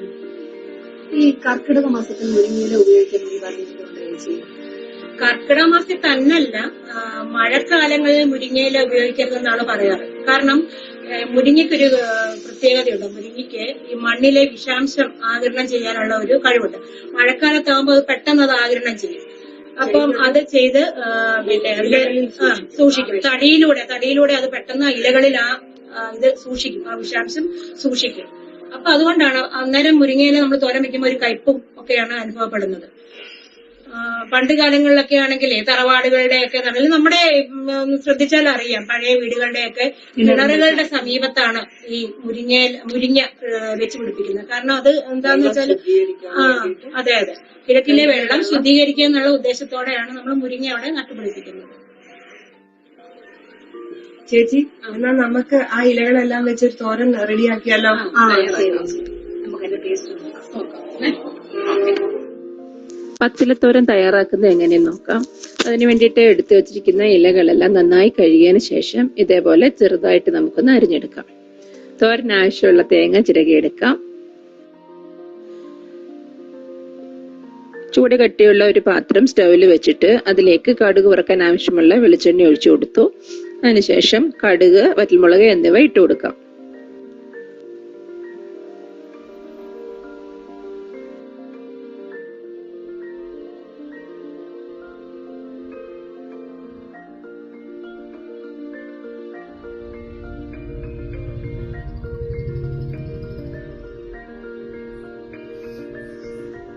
അരിഞ്ഞു വെച്ചിരിക്കുന്ന ഇലയിലേക്ക് നമുക്ക് അരപ്പിട്ട് കൊടുക്കാം.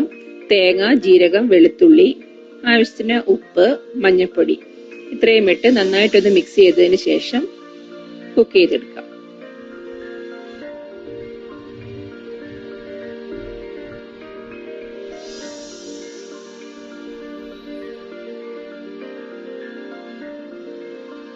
ഇല ആയതുകൊണ്ട് എളുപ്പം തന്നെ കുക്കായി വരും. ഒരുപാട് ഉപ്പൊന്നും ഇട്ട് കൊടുക്കണ്ട, കുറച്ച് ഉപ്പ് മാത്രം ആവശ്യമുള്ളൂ.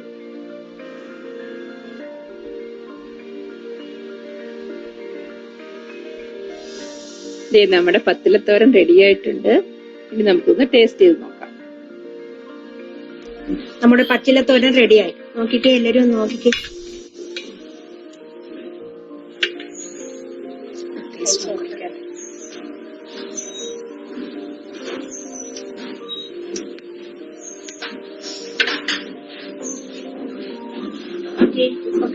ചേച്ചി കൂടെ നോക്കി. നല്ല ടേസ്റ്റ് ഉണ്ട്, ഒരു കയ്പൊന്നുമില്ല, നല്ല ടേസ്റ്റ് ഉണ്ട്. കർക്കിടക കഞ്ഞിയെ കുറിച്ച് പറഞ്ഞുതരാവോ? കർക്കിടക കഞ്ഞിയുടെ പ്രധാന കൂട്ടം എന്ന് പറയുന്നത് ഞവരേരിയാണ് പ്രധാനം. ആ ഞവരേരി, ചെറുപയറ്, ഉലുവ, ആയാളി, സൂചി ഗോതമ്പിന്റെ മുറിവ്, ഇത്രയും സാധനങ്ങൾ അതിന്റെ പ്രധാന കാര്യങ്ങൾ. അതില് ലഹരിയിൽ വേകാൻ വളരെ ബുദ്ധിമുട്ടുള്ള ഒരു അരിയായതുകൊണ്ട് അത് ആദ്യം അരമണിക്കൂറോ 1 മണിക്കൂറോ കൊണ്ട് കുതിർക്കുക, വെള്ളത്തിലിട്ട് കുതിർക്കുക. കുതിർത്തിട്ട് ഇത് കഞ്ഞിയാക്കി ഏകദേശം വേവാകുമ്പോൾ തേങ്ങാപ്പാൽ, സാധാരണ ഒരാൾക്കുള്ള കഞ്ഞിക്കൂട്ടിന് 1 മുറി തേങ്ങയുടെ പാലെടുക്കും. ആ തേങ്ങാപ്പാൽ ഒഴിച്ചിട്ട് ഒന്നുകൂടെ പാകമാകുമ്പോൾ ഇതിന് ചേർക്കുന്ന ഔഷധ പൊടികളും അതെന്ന് വെച്ചാൽ പെരുംജീരകം, ചെറിയ ജീരകം, പിന്നെ ശതകുപ്പ, ചുക്ക്, ഗ്രാമ്പു എല്ലാം കൂടെ മഞ്ഞൾ ഇതെല്ലാം കൂടെ പൊടിച്ച് ഇതിനകത്ത് ചേർത്ത് വാങ്ങി വെച്ച് സുഖമായിട്ട് കഴിക്കുക. കർക്കിടകക്കഞ്ഞി കുടിച്ചാൽ ദാഹം, പിത്തം, കഫം ഇതിനൊക്കെയുള്ള കുറവുകൾ ഉണ്ട്. ഈ സ്വാദിന് നെയ്യും സ്വാദ് കൂട്ടാൻ വേണ്ടി കഞ്ഞിയെല്ലാം വെച്ച് വാങ്ങിക്കഴിഞ്ഞ് നെയ്യിൽ ചുവന്നുള്ളി, മുളക് ഇത് നല്ലപോലെ വഴറ്റി മൂക്ക് ചെയ്തിട്ട് കുടിച്ചാൽ നല്ല സ്വാദം മതി. ചേനയിലയും തണ്ടും.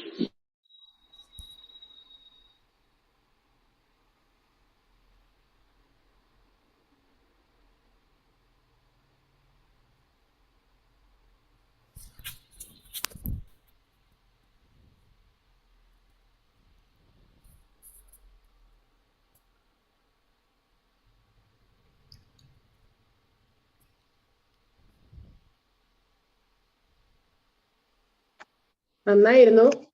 വളരെ നല്ല രീതിയിൽ അവതരിപ്പിച്ചു. എല്ലാവർക്കും, ശ്രീലക്ഷ്മിക്കും കൂട്ടുകാരുടെ കൂട്ടുകാരികൾക്കും എല്ലാം നന്ദി പറയുന്നു. എല്ലാവരും നല്ല രീതിയിൽ മനസ്സിലാവുന്ന രീതിയിൽ തന്നെ പറഞ്ഞു കേട്ടോ. ഞാൻ ഇതിനെപ്പറ്റി അറിയണം എന്ന് കുറച്ചു കാലമായിട്ട് ഒരു ആഗ്രഹം ഞാൻ പറഞ്ഞതേ ഉള്ളൂ. അപ്പത്തേക്ക് ഇതെല്ലാം തയ്യാറാക്കി റെഡിയാക്കി നല്ല രീതിയിൽ എല്ലാവർക്കും ഒരു നല്ല കയ്യില്.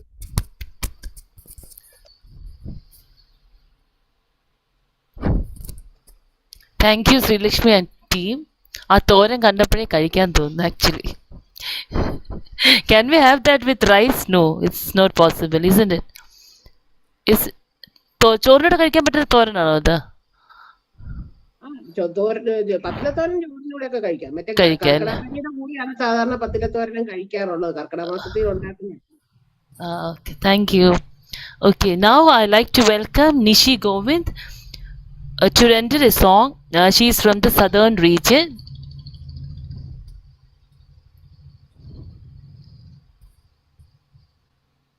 സൂര്യ തമ്പുരുമിട്ടുന്നു, സ്നേഹകോകിലം ഗായത്രി മന്ത്രം ചൊല്ലുന്നു,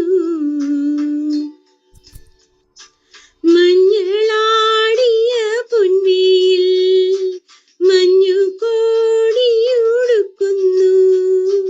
വിണ്ണിൽ മേയുന്ന വിൺമുകിൽ വെള്ളിച്ചാമരം വീശുന്നു, ദേവകന്യക സൂര്യ തമ്പുരു മീട്ടുന്നു, സ്നേഹകോകിലം ഗായത്രി മന്ത്രം ചൊല്ലുന്നു.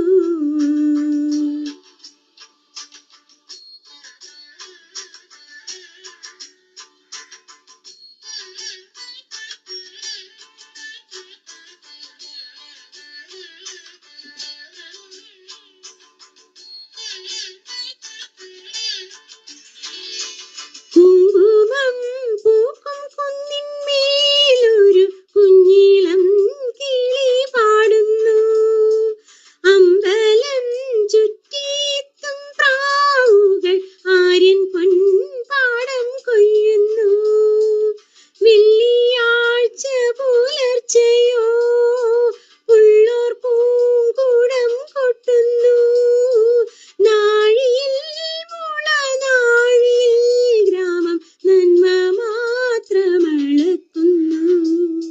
നന്മ മാത്രമളക്കുന്നു, ദേവകന്യക സൂര്യ തമ്പുരു മീട്ടുന്നു, സ്നേഹകോകിലം ഗായത്രി മന്ത്രം ചൊല്ലുന്നു.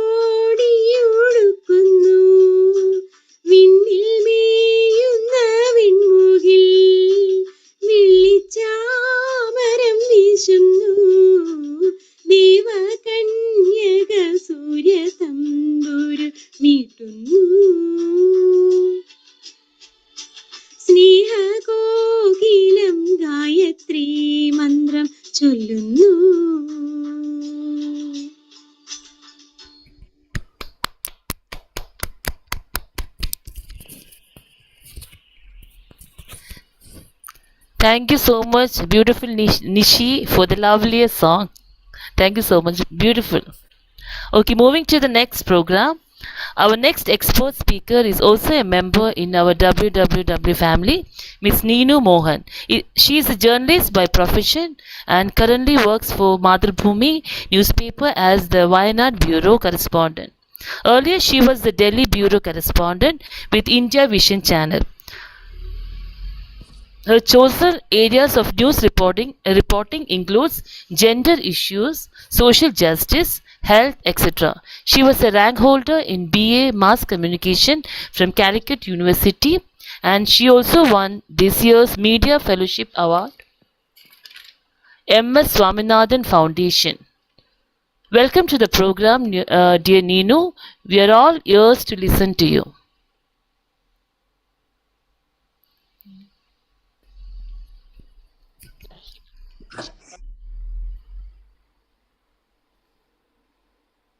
Hello? Hello? Hello, am I audible? Yes, audible. Yes. Okay, hello, good evening everyone. ഇത് ആദ്യമാണ് ഞാൻ വുമൻസ് വിങ്സിന്റെ മീറ്റിംഗിൽ പങ്കെടുക്കുന്നത്. എല്ലാവരും പരിചയപ്പെട്ടതിൽ വലിയ സന്തോഷം. എന്തായാലും എനിക്ക് തോന്നുന്നു ഒരു സംസാരിക്കാൻ ആവശ്യപ്പെട്ടിരിക്കുന്ന ഒരു വിഷയം എന്ന് പറയുന്നത് സാമ്പത്തിക സ്വാശ്രയത്വവും സ്ത്രീകളിലെ അതിൻ്റെ ഒരു മാനസികാരോഗ്യത്തിന്റെ വിവിധ തലങ്ങളുമാണ്. ഞാനൊരു എക്സ്പേർട്ട് അല്ല, പക്ഷെ കഴിഞ്ഞ 10 വർഷമായിട്ട് പത്രപ്രവർത്തനം ചെയ്യുന്നുണ്ട്. അതുകൊണ്ട് അതും എൻ്റെ ഇഷ്ട മേഖലകളാണ് ഇതെല്ലാം, സ്ത്രീകളും ആരോഗ്യവും എല്ലാം. അതുകൊണ്ട് എനിക്കുള്ള ചില കൺസേൺസ് അത് ഞാൻ നിങ്ങളായിട്ട് പങ്കുവെക്കുന്നു, അത്രയേ ഉള്ളൂ. ഓക്കെ, ഇന്നിപ്പം ഞാൻ ഈ സംസാരിക്കണമെന്ന് ആഗ്രഹിച്ച സമയത്ത് ഞാൻ ആദ്യം ചെയ്തത് നമ്മുടെ പോലീസിന്റെ ഡാറ്റ നോക്കി. കേരളത്തിൽ സ്ത്രീകൾക്കെതിരെ നടക്കുന്ന ഗുരുതരമായ കുറ്റകൃത്യങ്ങളെ കുറിച്ചുള്ളൊരു സൂചന കിട്ടാൻ വേണ്ടിയിട്ടാണ്. 2022 ഇതാ ഇപ്പം ഇന്ന് വരെയുള്ള ഒരു കേരളത്തിലെ പോലീസ് ഡാറ്റയിലെ പ്രധാനപ്പെട്ട കേസുകൾ, സ്ത്രീകൾക്കെതിരായ കുറ്റകൃത്യങ്ങൾ എന്ന് പറയുന്നത് 9524 ആണ്, 9524. ഇതില് റേപ്പ് 1183 കേസുകൾ, സ്ത്രീകൾക്കെതിരായ മറ്റ് അതിക്രമങ്ങൾ 2630 കേസുകൾ, സ്ത്രീധന മരണം 5 കേസുകൾ, ഭർതൃപീഡനം 2681 കേസുകൾ, പിന്നെ പല പല കേസുകൾ ഇങ്ങനെയുണ്ട്. ഞാൻ ഈ പറഞ്ഞ കേസുകൾ എന്ന് പറയുന്നത് സ്ത്രീധന മരണം 5 എണ്ണം ഉണ്ട്, അതായത് അവരിന്ന് ജീവിച്ചിരിപ്പില്ല. ഓക്കെ, അല്ലെങ്കിൽ സ്ത്രീകൾക്ക് സഹിക്കാനും പൊറുക്കാനും സമൂഹം പറയുന്നതിന്റെ എല്ലാ അതിരുകളും കഴിഞ്ഞ് നിസ്സഹായത കൊണ്ട് പ്രതികരിച്ചു പോയതിന്റെ ഭാഗമായി കേസുകളാക്കപ്പെട്ടതാണ് ഈ പറയുന്ന 10,000-ഓളം എണ്ണം എന്ന് പറയുന്നത്. ഓക്കെ, അപ്പം ഇതാണ് ഇത്, അതായത് ഞാൻ പറയുന്നത് ഇതിന്റെ ഒരു 5-6 ഇരട്ടി ആളുകൾ നമ്മുടെ വീടുകളിൽ, നമ്മുടെ കുടുംബങ്ങളിൽ ഗാർഹിക പീഡനങ്ങൾക്കോ അല്ലെങ്കിൽ മാനസിക പ്രശ്നങ്ങൾക്കോ ഇരയായിട്ട് ജീവിക്കുന്നുണ്ട്.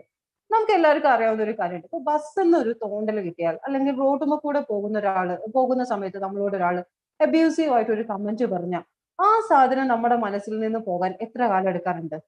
നമ്മൾ ഇപ്പോഴും നമ്മുടെ കൗമാര കാലത്ത് കേട്ട ഒരു ഏറ്റവും മോശമായ ഒരു പരാമർശം പോലും നമ്മൾ ഓർത്തിരിക്കാറുണ്ട്, അല്ലേ? അപ്പം ഈ റേപ്പ് എന്ന് പറയുന്ന ഒരു അനുഭവത്തിലൂടെ കടന്നുപോയവർ, അതിനൊരു അനുഭവം എന്നൊന്നുമല്ല പറയേണ്ട, ഒരു വിധി എന്ന് പോലും എനിക്കറിയില്ല അവിടെ എന്താണ്, ഭാഷയുടെ പരിമിതിയാവാം, എന്താണ് അവിടെ ഒരു മികച്ച വാക്ക് ഉപയോഗിക്കുക എന്നുള്ളത്. അല്ലെങ്കിൽ റേപ്പിലൂടെ അതിക്രമങ്ങളിലൂടെ കടന്നുപോയവരുടെ മാനസികാവസ്ഥ എന്തായിരിക്കും? അതല്ലെങ്കിൽ ഇപ്പോഴും ഇത്തരത്തിൽ കുറ്റകൃത്യങ്ങൾക്ക് ഇരയാക്കപ്പെട്ട് നമ്മുടെ വീടുകളിൽ അറിയാതെ ഉള്ളിലിരിക്കുന്നവരുടെ അവസ്ഥ എന്തായിരിക്കും? കാരണം നിയമവ്യവസ്ഥയുമായി ബന്ധപ്പെട്ട് പ്രവർത്തിക്കുന്ന ഒരു സോഷ്യൽ വർക്കേഴ്സിന്റെ അടുത്ത് നമ്മൾ സംസാരിക്കുമ്പോൾ അവരെപ്പോഴും പറയുന്നത് ഈ കണക്കുകൾ എന്ന് പറയുന്നത് ടിപ്പ് ഓഫ് ആൻ ഐസ്ബർഗ് മാത്രമാണ്, ഉള്ളിൽ ഇനിയും ഒരുപാട് കിടപ്പുണ്ട് എന്നുള്ളത് എല്ലായ്പ്പോഴും പറയുന്നുണ്ട്. എന്താണ് ഇത്തരം കുറ്റകൃത്യങ്ങൾ? അതിപ്പോ സമൂഹത്തിന്റെ വിവിധ ഭാഗങ്ങളിൽ നിന്ന് പല തലങ്ങളിൽ പല തോതുകളിലുള്ള അളവ് തോതുകളിലുള്ള ഇത്തരം കുറ്റകൃത്യങ്ങൾ സ്ത്രീകളുടെ മാനസികാരോഗ്യത്തിൽ വരുത്തുന്ന മാറ്റം. ഏറ്റവും ബേസിക് പ്രശ്നം, നമ്മൾ അനീതിക്ക് ഇരയാവുന്നു എന്ന് പറഞ്ഞാൽ സമൂഹം സ്ത്രീനെ ഒറ്റപ്പെടുത്തുക ചെയ്യാം. സ്ത്രീധന പീഡനത്തിനിരയായിട്ട് മരിച്ചു കഴിഞ്ഞിട്ടുണ്ടെങ്കിൽ അയ്യോ അവൾക്കൊന്ന് പറഞ്ഞുകൂടായിരുന്നോ, നമ്മൾ സഹായിക്കായിരുന്നല്ലോ എന്ന് പറയും.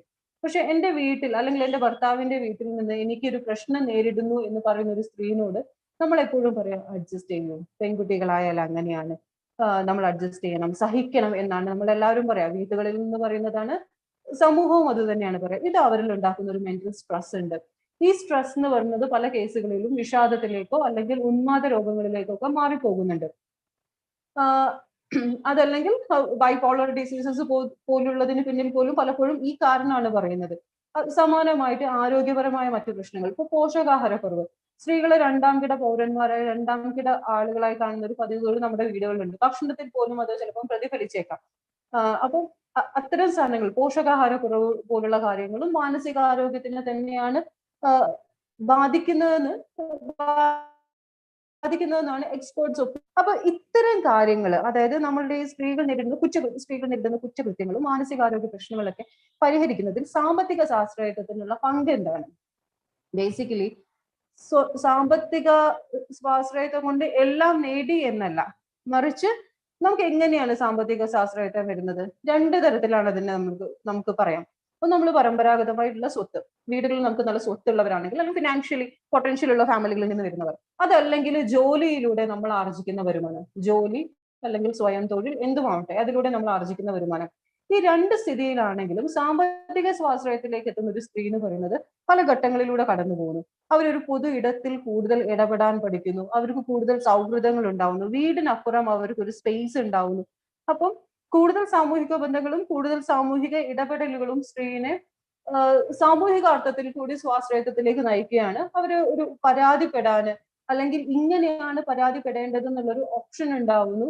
പിന്നെ പോരാടാനുള്ള ഫിനാൻസ്, ഇപ്പൊ നമ്മളിപ്പോ ഒരു ഡിവോഴ്സ് കേസിലാണെങ്കിൽ പോലും കേരളത്തിൽ സ്ത്രീകളെ പിന്മാറുന്നതിന് പിന്നിലുള്ള കാരണം എന്ന് വെച്ചാൽ വക്കീലിന് കൊടുക്കാനുള്ള ഫീസ് താങ്ങില്ല എന്നുള്ളത് തന്നെയാണ്. അപ്പൊ ഫിനാൻസ് എന്ന് പറയുന്ന ഒരു ആസ്പെക്ട്സിലും സാമ്പത്തിക സ്വാശ്രയത്വം എന്ന് പറയുന്നത് സ്ത്രീകൾക്ക് വളരെ പ്രധാനമായിട്ട് വരികയാണ്. അപ്പം എത്ര ചെറുതാണെങ്കിലും ഒരു ജോലി എന്ന് പറയുന്നത് ഒരു വലിയ ഘടകമായി വരുന്നു. ഇപ്പൊ നമ്മൾ പരമ്പരാഗത സ്വത്തിനെ കുറിച്ച് പറഞ്ഞു. ഈ സ്വത്ത് വിഭജനത്തിൽ തന്നെ കാണാം നമ്മളുടെ ഒരു ലിംഗവിവേചനം എന്ന് പറയുന്നത്. വീടുകളിൽ പെൺകുട്ടിക്കുള്ള സ്വത്ത് എന്ന് പറയുന്നത് മേ ബി ചില കമ്മ്യൂണിറ്റികളിൽ സ്വർണ്ണമായിരിക്കാം. കല്യാണം കഴിക്കുന്ന സമയത്ത് എനിക്കൊരു സ്വർണം തരാം, അതായിരിക്കാം. അതല്ലെങ്കിൽ നമ്മൾ ചിലപ്പോൾ കല്യാണം കഴിച്ചിട്ടില്ലെങ്കിലോ നിനക്ക് സ്വർണ്ണവും ഇല്ല സ്വത്തും ഇല്ല, ഈ വീട്ടിൽ എവിടെയെങ്കിലും അടങ്ങി ഇരുന്നോ, കുടുംബത്തിലെ മുതിർന്ന പുരുഷന്മാർ ആരെങ്കിലും ഉണ്ടെങ്കിൽ അവര് നോക്കിക്കൊള്ളാം എന്ന് പറയുന്നൊരു സിസ്റ്റം വരും. അല്ലെങ്കിൽ പോലും സ്വത്ത് വിഭജനത്തിൽ നമുക്ക് കാണാം പുരുഷനും സ്ത്രീക്കും 50-50% സ്വത്ത് കൊടുക്കുന്ന പതിവൊന്നും നമ്മുടെ കുടുംബങ്ങളിൽ ഇപ്പോഴും ഇല്ല.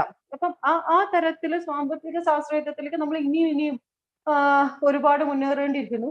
ഏറ്റവും ഐതിഹാസികമായ ഒരു വിജയം ഈ കാലത്തിൽ ഉണ്ടായിട്ടുള്ളത് കേരളത്തിൽ നിന്ന് തന്നെയാണ്. പഴയ മേരി റോയുടെ ഒരു കേസ്, അതിലാണ് ക്രിസ്ത്യാനികൾക്കിടയിൽ സ്വത്ത് വിഭജനം 50-50 വേണം എന്നുള്ളൊരു വിധിയൊക്കെ അവർ സമ്പാദിക്കുന്നുണ്ട്. 50-50 അല്ല, പെൺമക്കൾക്കും സ്വത്തിൽ അവകാശം ഉണ്ടെന്നുള്ളൊരു വിധിയൊക്കെ അവർ സമ്പാദിക്കുന്നുണ്ട്.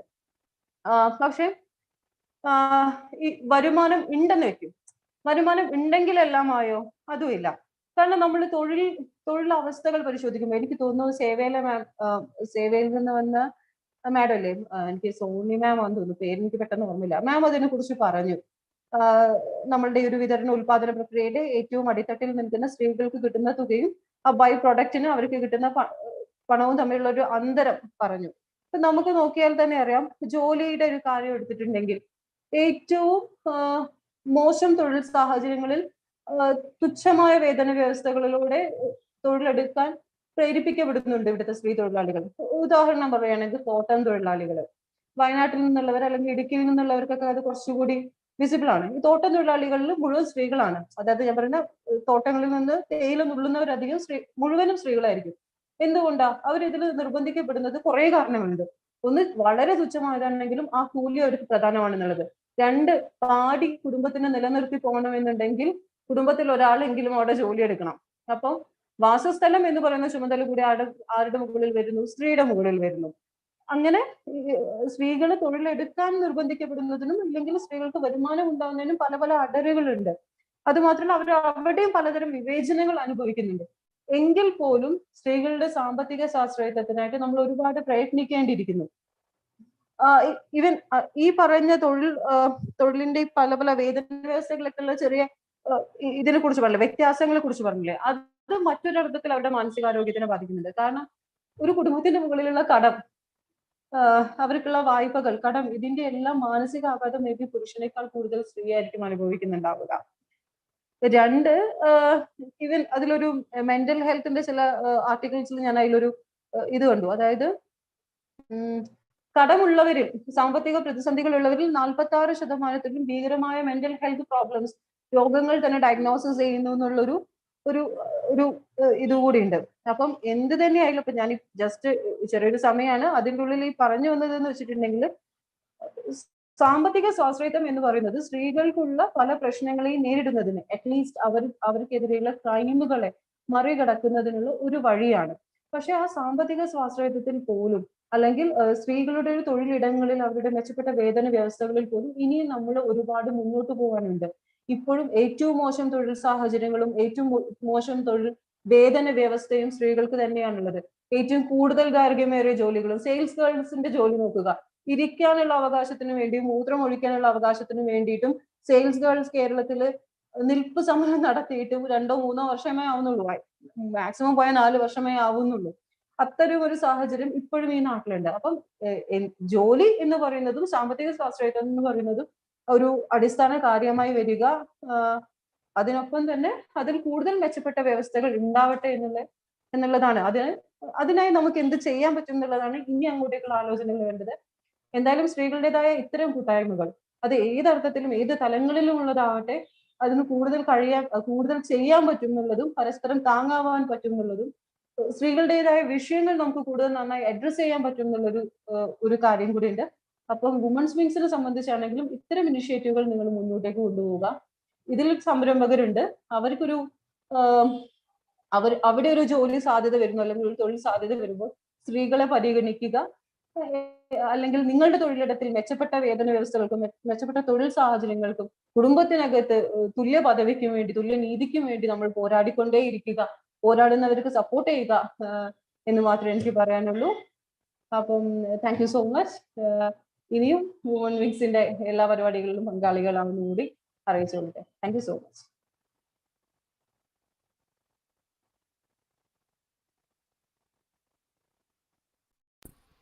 Thank you, Neenu. Now I welcome Miss Arati Nampishan from Bangalore region for a dance performance.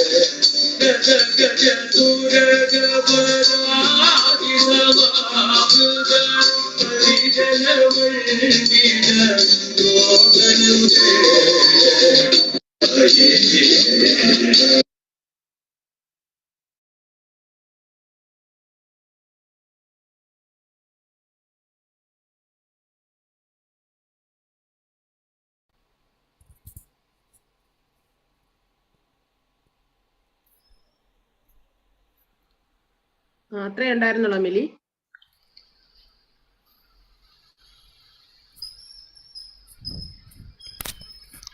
Is it over?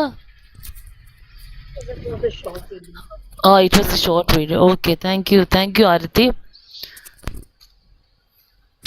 Okay, our next program is a talk by WWW member, entrepreneur Miss Teresa. Miss Teresa P. George is the founder and director of a growing online teaching platform, Guardian Tutor Online. It conducts interactive teaching and learning sessions through live audio and video sessions with the help of highly experienced teachers. She ventured into this during COVID time, thereby overcoming the pressure of school lockdowns on children and jobless issues among adults.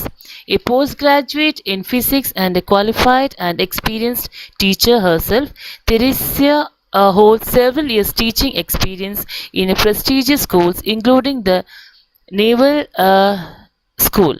I happily welcome Teresia to share with us her success story, which I'm sure shall inspire many amongst us.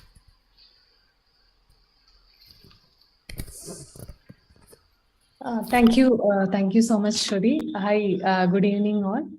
So we already heard so many motivational classes in different aspects. So I'll make it short. And yes, I'll tell my story. And I hope it will be something will be there, like motivating or takeaway will be there, I think.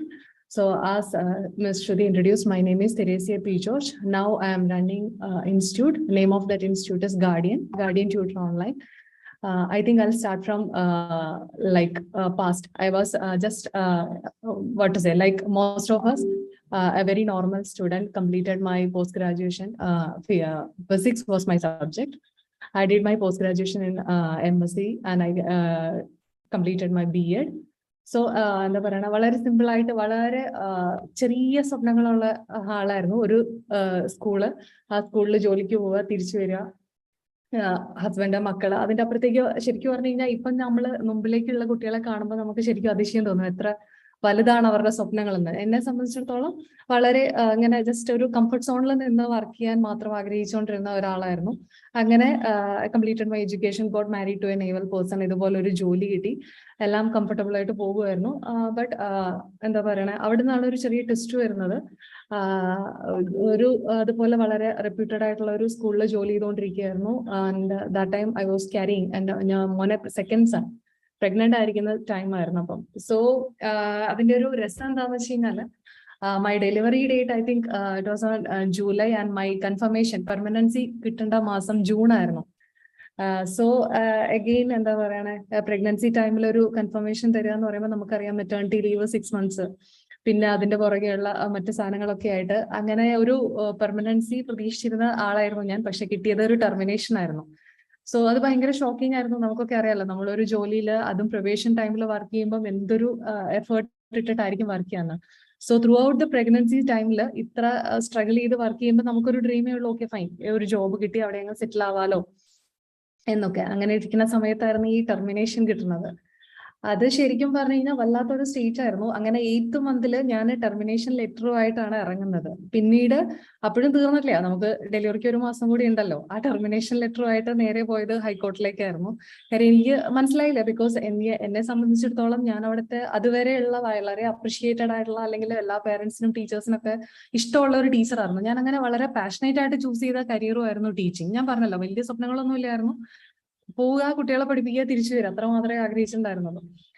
അങ്ങനെ ആ പോക്ക് നേരെ പോയത് കോർട്ടിലേക്കായിരുന്നു. കോർട്ടിലെ കേസായപ്പം അതുപോലെ അത് ഒരു എന്താ പറയണേ, ഭയങ്കര ഒരു സ്റ്റേ ആയിരുന്നു ആദ്യം കിട്ടിയത്. അതിൽ അവർ പറഞ്ഞൊരു കാര്യം ഉണ്ടായിരുന്നു, പൊതുവെ ലേഡീസ് പ്രഗ്നന്റ് ആകുമ്പോൾ മീൻസ് പൊതുവെ ഇൻസ്റ്റിറ്റ്യൂഷൻസിനുള്ള ഒരു പ്രോബ്ലം ആണിത്. അവര് പെട്ടെന്ന് അവരുടെ എന്താ പറയണേ, അവരുടെ ക്വാളിറ്റീസ് ഒക്കെ അങ്ങോട്ട് ഡിഗ്രേഡ് ചെയ്യുന്നൊക്കെ പറഞ്ഞിട്ട് അങ്ങനെ സ്റ്റേ കിട്ടി കഴിഞ്ഞിട്ട് പിന്നെ മെറ്റേണിറ്റി പീരീഡിലായി. പിന്നെ നമുക്കറിയാലോ, അതായത് മലയാളത്തിൽ ഒരു പറച്ചിലുണ്ട്, സർക്കാർ കാര്യം മുറ പോലെയെന്ന്. അതായത് നമ്മളൊരു കേസൊക്കെ ആയിട്ട് പോകുമ്പോൾ ഒരു സൈഡിൽ ജോലി പോയി, മറ്റൊരു സൈഡിൽ ഈ ജോലി വിശ്വസിച്ച് നമ്മൾ എടുത്തിരിക്കുന്ന ലോണുകളുണ്ട്.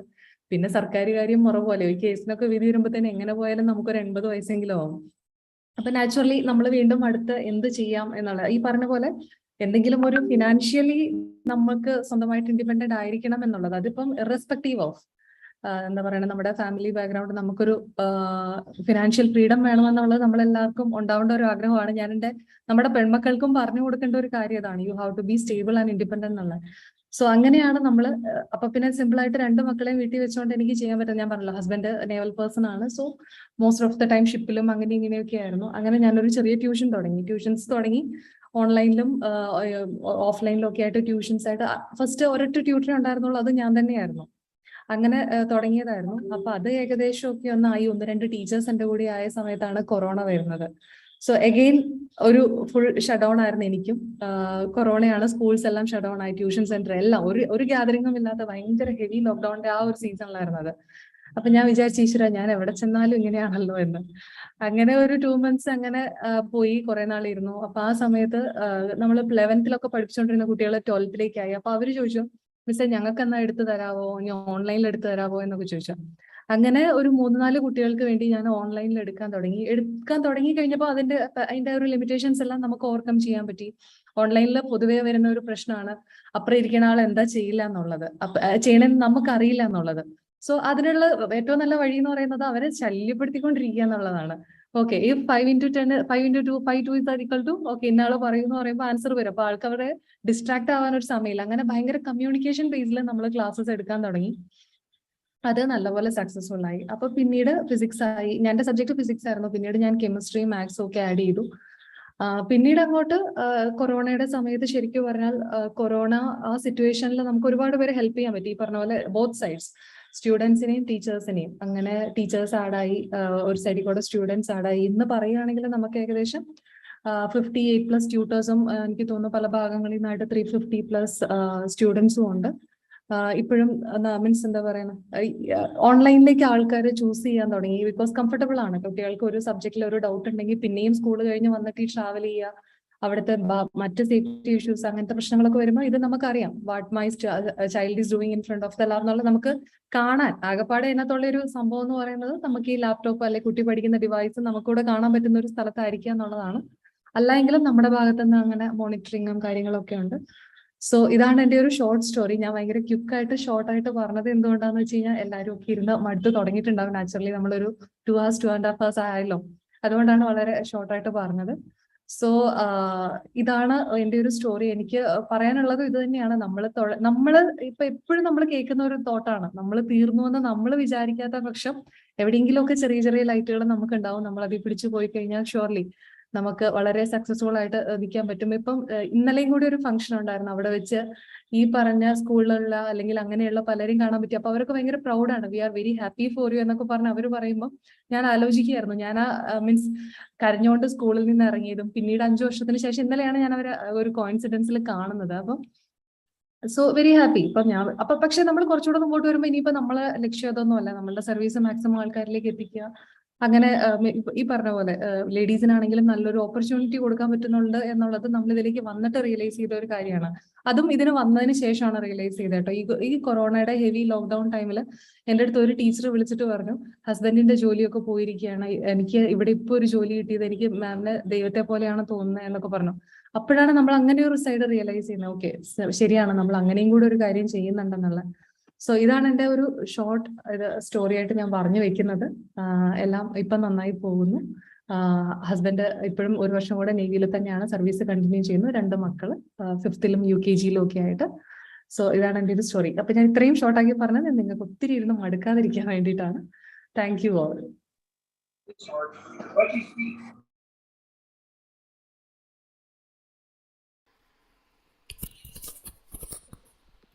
Thank you so much, Teresa. Really inspiring. Thank you. Now we move on to the next program. Let us watch a song video by Dr. Geeta of WWW South Region. നിന്നെ കൊളുത്തും വിളക്കിൻ പ്രകാശം ഈ വിശ്വം മുഴുക്കെ നിറഞ്ഞിടട്ടെ. ഇന്നീ തെളിയുന്ന ദീപപ്രഭസി നാടിനൊളിയായി തീർന്നിടട്ടെ. ഇന്നീ തിരിയിൽ ഉയരും കിരണങ്ങൾ നന്മതൻ ജ്വാല പടർത്തിടട്ടെ. ഈ ധന്യവേളകൾ നിർമ്മല ചൈതന്യം അവിരാമമിവിടെ തെളിഞ്ഞിടട്ടെ. ഒരു മയിൽ തെളിയുമി ദീപകണങ്ങൾ ഈ ഭൂമി തൻ വ്യാധി തകർത്തിടട്ടെ. പുണ്യമീ നാടിനെ ധന്യമാക്കിയിടുവാൻ വിശ്വൈകനാഥൻ കനിഞ്ഞിടട്ടെ. പുണ്യമീ നാടിനെ ധന്യമാക്കിയിടുവാൻ വിശ്വൈകനാഥൻ കനിഞ്ഞിടട്ടെ. വീട്ടിൽ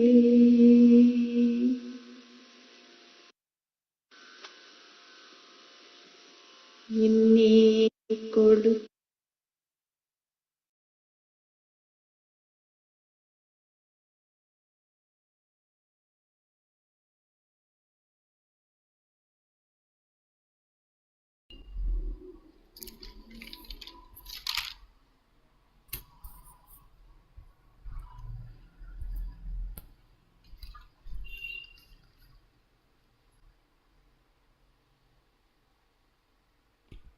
Is it over or it's just half only? Aparna? അല്ലല്ല കഴിഞ്ഞു. Okay. Okay, thank you, Dr. Geeta, for the lovely song. So, yet another chapter of Wings of Women's World, titled She Thrives, is coming to a close now. It's my privilege to propose a vote of thanks and acknowledge the contribution of those who worked to make this event possible. I, on behalf of WWW Southern Region, express my wholehearted gratitude to everyone who toiled to make this event a success. The topics picked for today's session, as you know, were of great relevance: women's financial independence and mental health. We are greatly honored to have Ms. Sonia George as a chief guest for this session. Her speech indeed was inspiring and a great eye-opener. Thank you so much, ma'am. We are indeed blessed to listen to our member subject experts, Ms. Geeta Pradeep and Ms. Neenu Mohan, on the topics. It was a great learning experience for all of us to know deep about the topic. Thank you so much, Geeta and Neenu.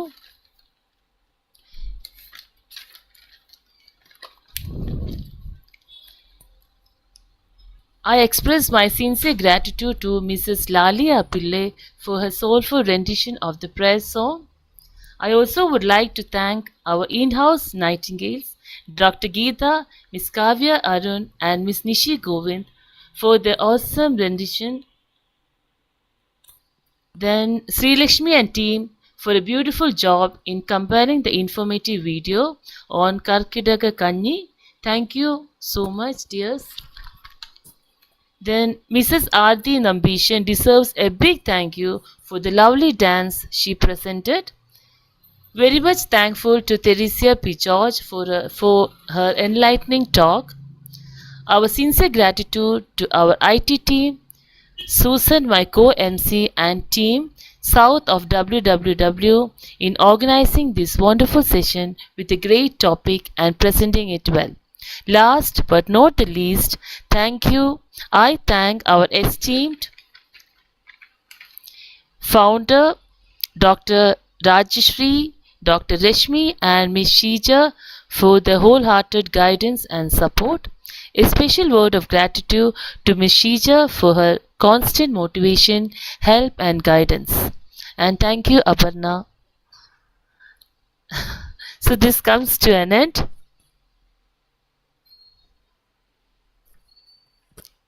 So we will meet next time soon. അതെ, വന്ന എല്ലാവർക്കും thanks. എല്ലാവർക്കും പ്രയോജനപ്പെട്ട് കാണുമെന്ന് ഞാൻ ആത്മാർത്ഥമായിട്ട് ആഗ്രഹിക്കുന്നു. എല്ലാവരും feedback തരുമല്ലോ അല്ലേ? ശരി, അപ്പൊ ഇന്ന് കുറച്ച് ലേറ്റ് ആയിട്ടുണ്ട്. അതുകൊണ്ട് എല്ലാവരും, ഞാനൊരു ഇന്ററാക്ഷൻ സെഷനും കൂടെ ഉദ്ദേശിച്ചിരുന്നു. പക്ഷെ എനിക്ക് തോന്നുന്നു എല്ലാവർക്കും ഇപ്പൊ ഡിന്നർ ടൈം ഒക്കെ ആയി, എല്ലാവരും ധൃതിയിലായിരിക്കും. അത് അടുത്ത തവണയാവാം. അപ്പൊ എല്ലാവരും ഈ പ്രോഗ്രാമിനെ പറ്റിയുള്ള ഫീഡ്ബാക്ക് തരുമെന്ന് പ്രതീക്ഷിക്കുന്നു. ഞങ്ങള് WWW സൗത്തിന്റെ ഈ പ്രോഗ്രാം ഇവിടെ അവസാനിക്കുന്നു. എല്ലാവർക്കും നന്ദി. താങ്ക് യു ചേച്ചി. Thank you.